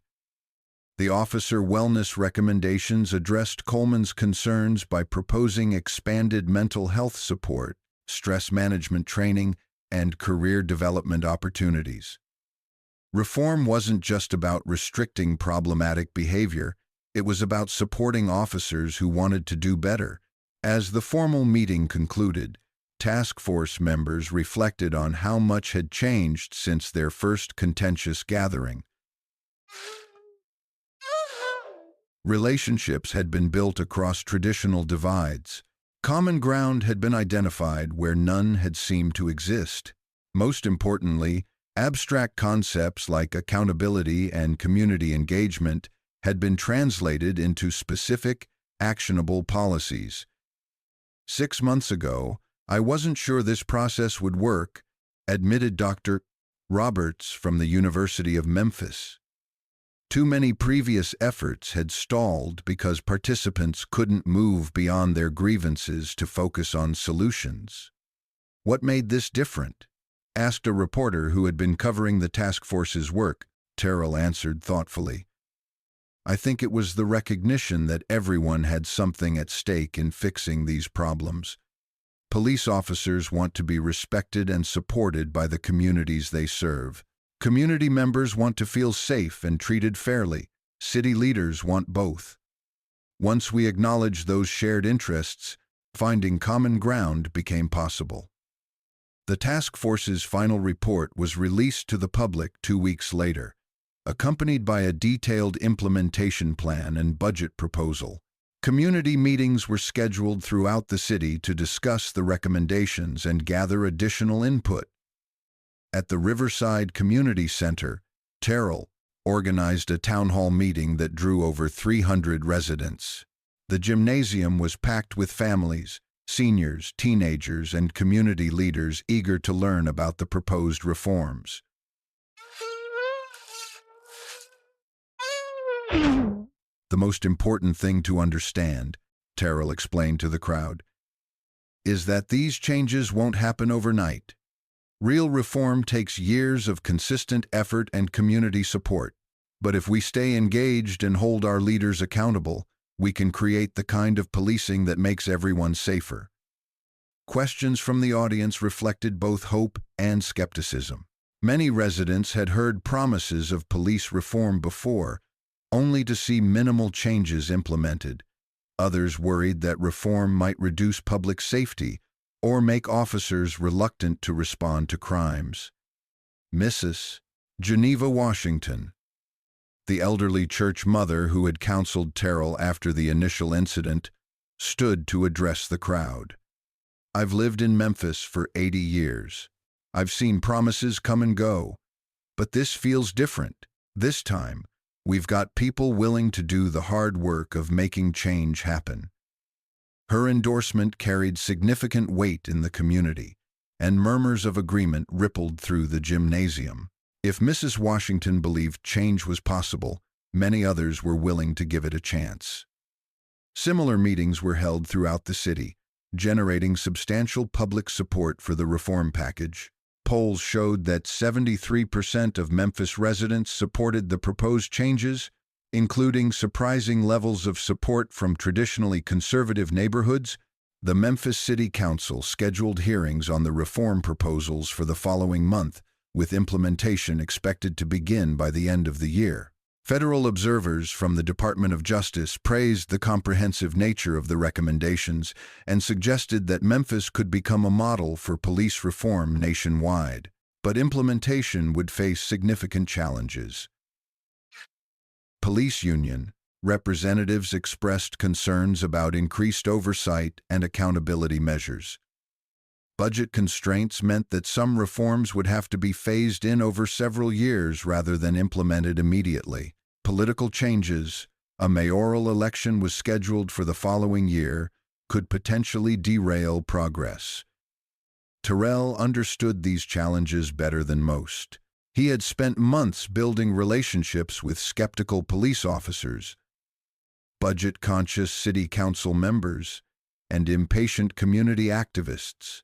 Sustaining those relationships through the difficult implementation period would require continued diplomacy and compromise.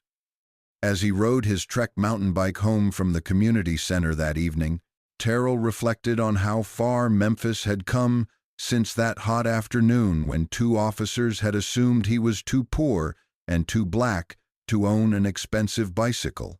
The bike itself had become a symbol of the possibility for change, proof that assumptions could be challenged and systems could be reformed.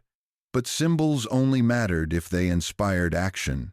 The real test would come in the months and years ahead, as Memphis worked to transform good intentions into lasting institutional change. The viral video had created momentum for reform, but sustained effort from police, community members, and city leaders would determine whether that momentum produced genuine transformation. The reforms were taking shape, but the hardest work was still ahead. 2 years after the viral video that changed Memphis, Terrell Jackson stood before a packed auditorium at the University of Memphis, delivering the keynote address at the annual Criminal Justice Reform Conference. The room was filled with police chiefs, community organizers, academics, and students from across the country, all eager to hear about the Memphis model of police-community collaboration. The Trek mountain bike sat in a place of honor at the back of the stage, no longer just a means of transportation, but a recognized symbol of the power of perseverance and the possibility of systemic change. Terrell had been invited to speak at conferences in 12 states, sharing lessons learned from Memphis's transformation. 2 years ago, Terrell began, his voice carrying easily through the auditorium sound system, I was stopped by 2 police officers who couldn't believe that someone who looked like me could legitimately own an expensive bicycle.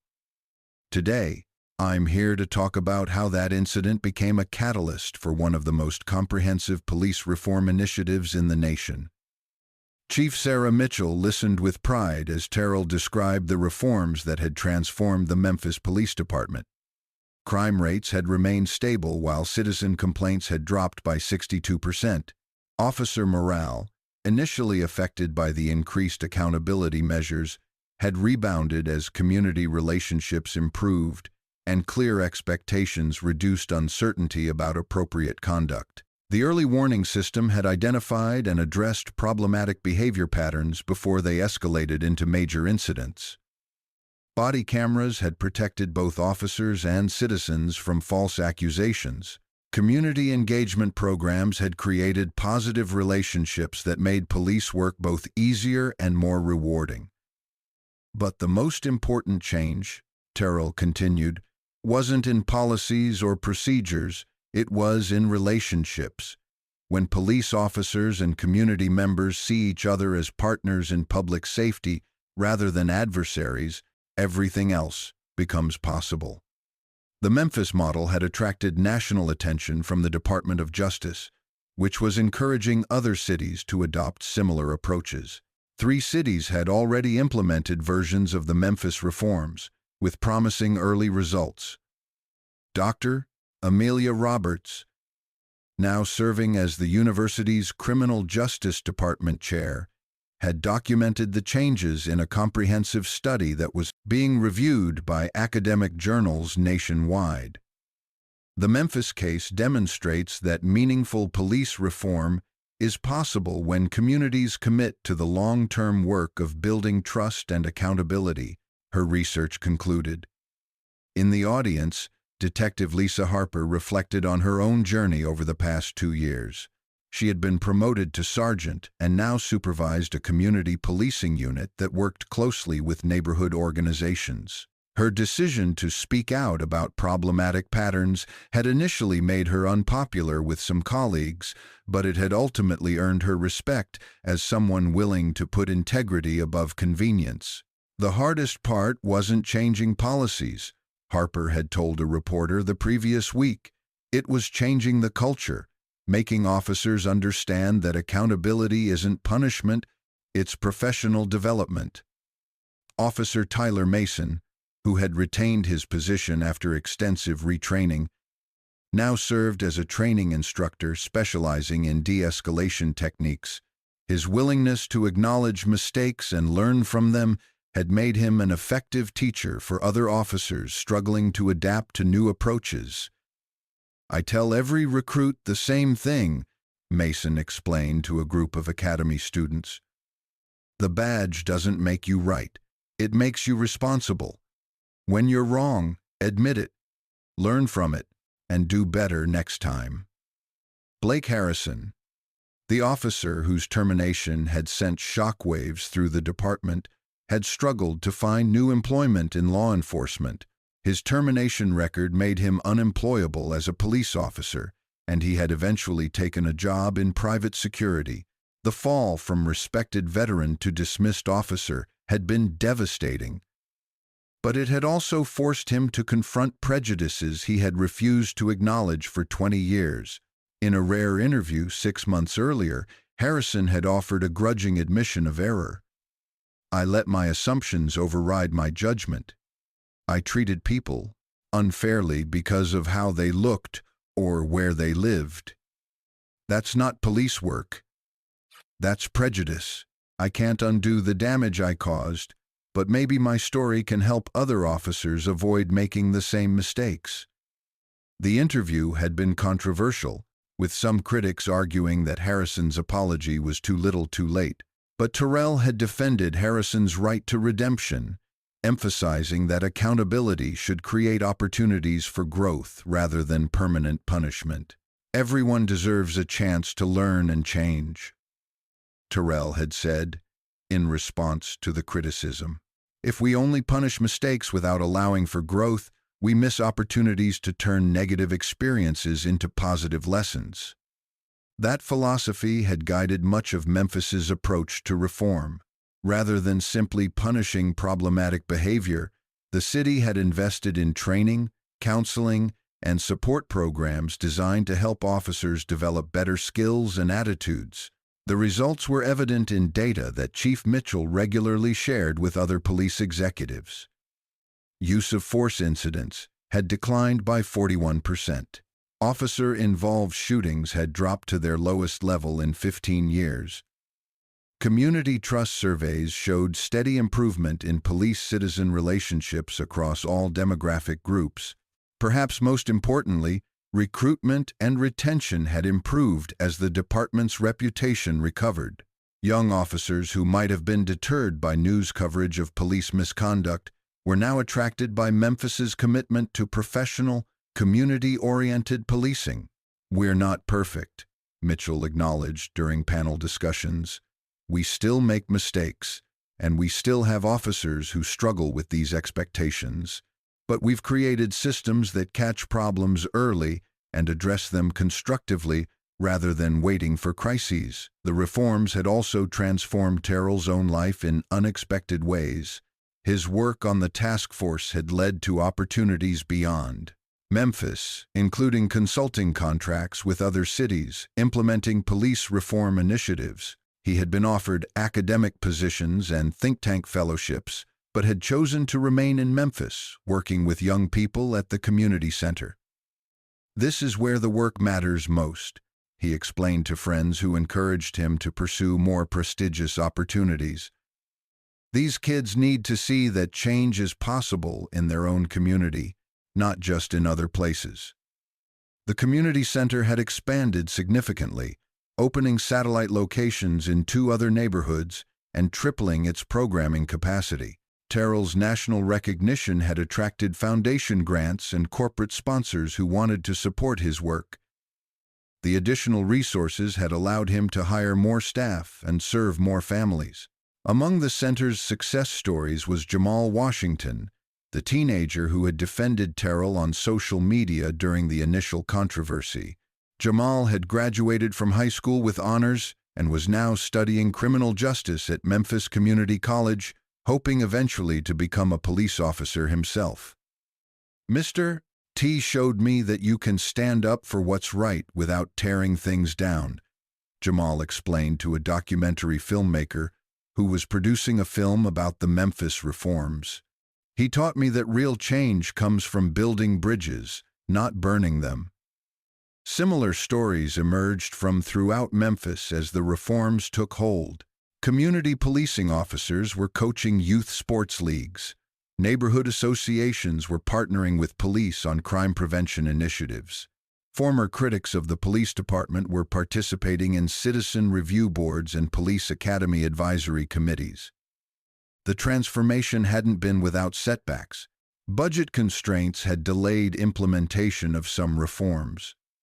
Personnel changes had created temporary disruptions in program continuity.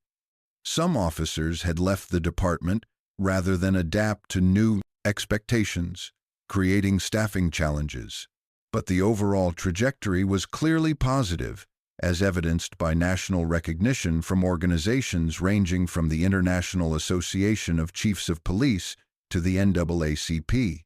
Memphis had become a destination for police executives, community leaders, and academics studying successful reform models. As Terrell concluded his keynote address at the University of Memphis, he returned to the themes that had guided his work throughout the process.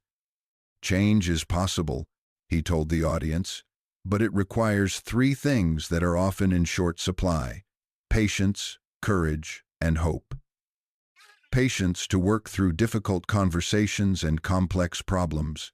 Courage to challenge systems and assumptions that aren't working, and hope that we can build something better for the next generation. The standing ovation lasted nearly 5 minutes, with audience members clearly moved by both the story and its implications for their own communities.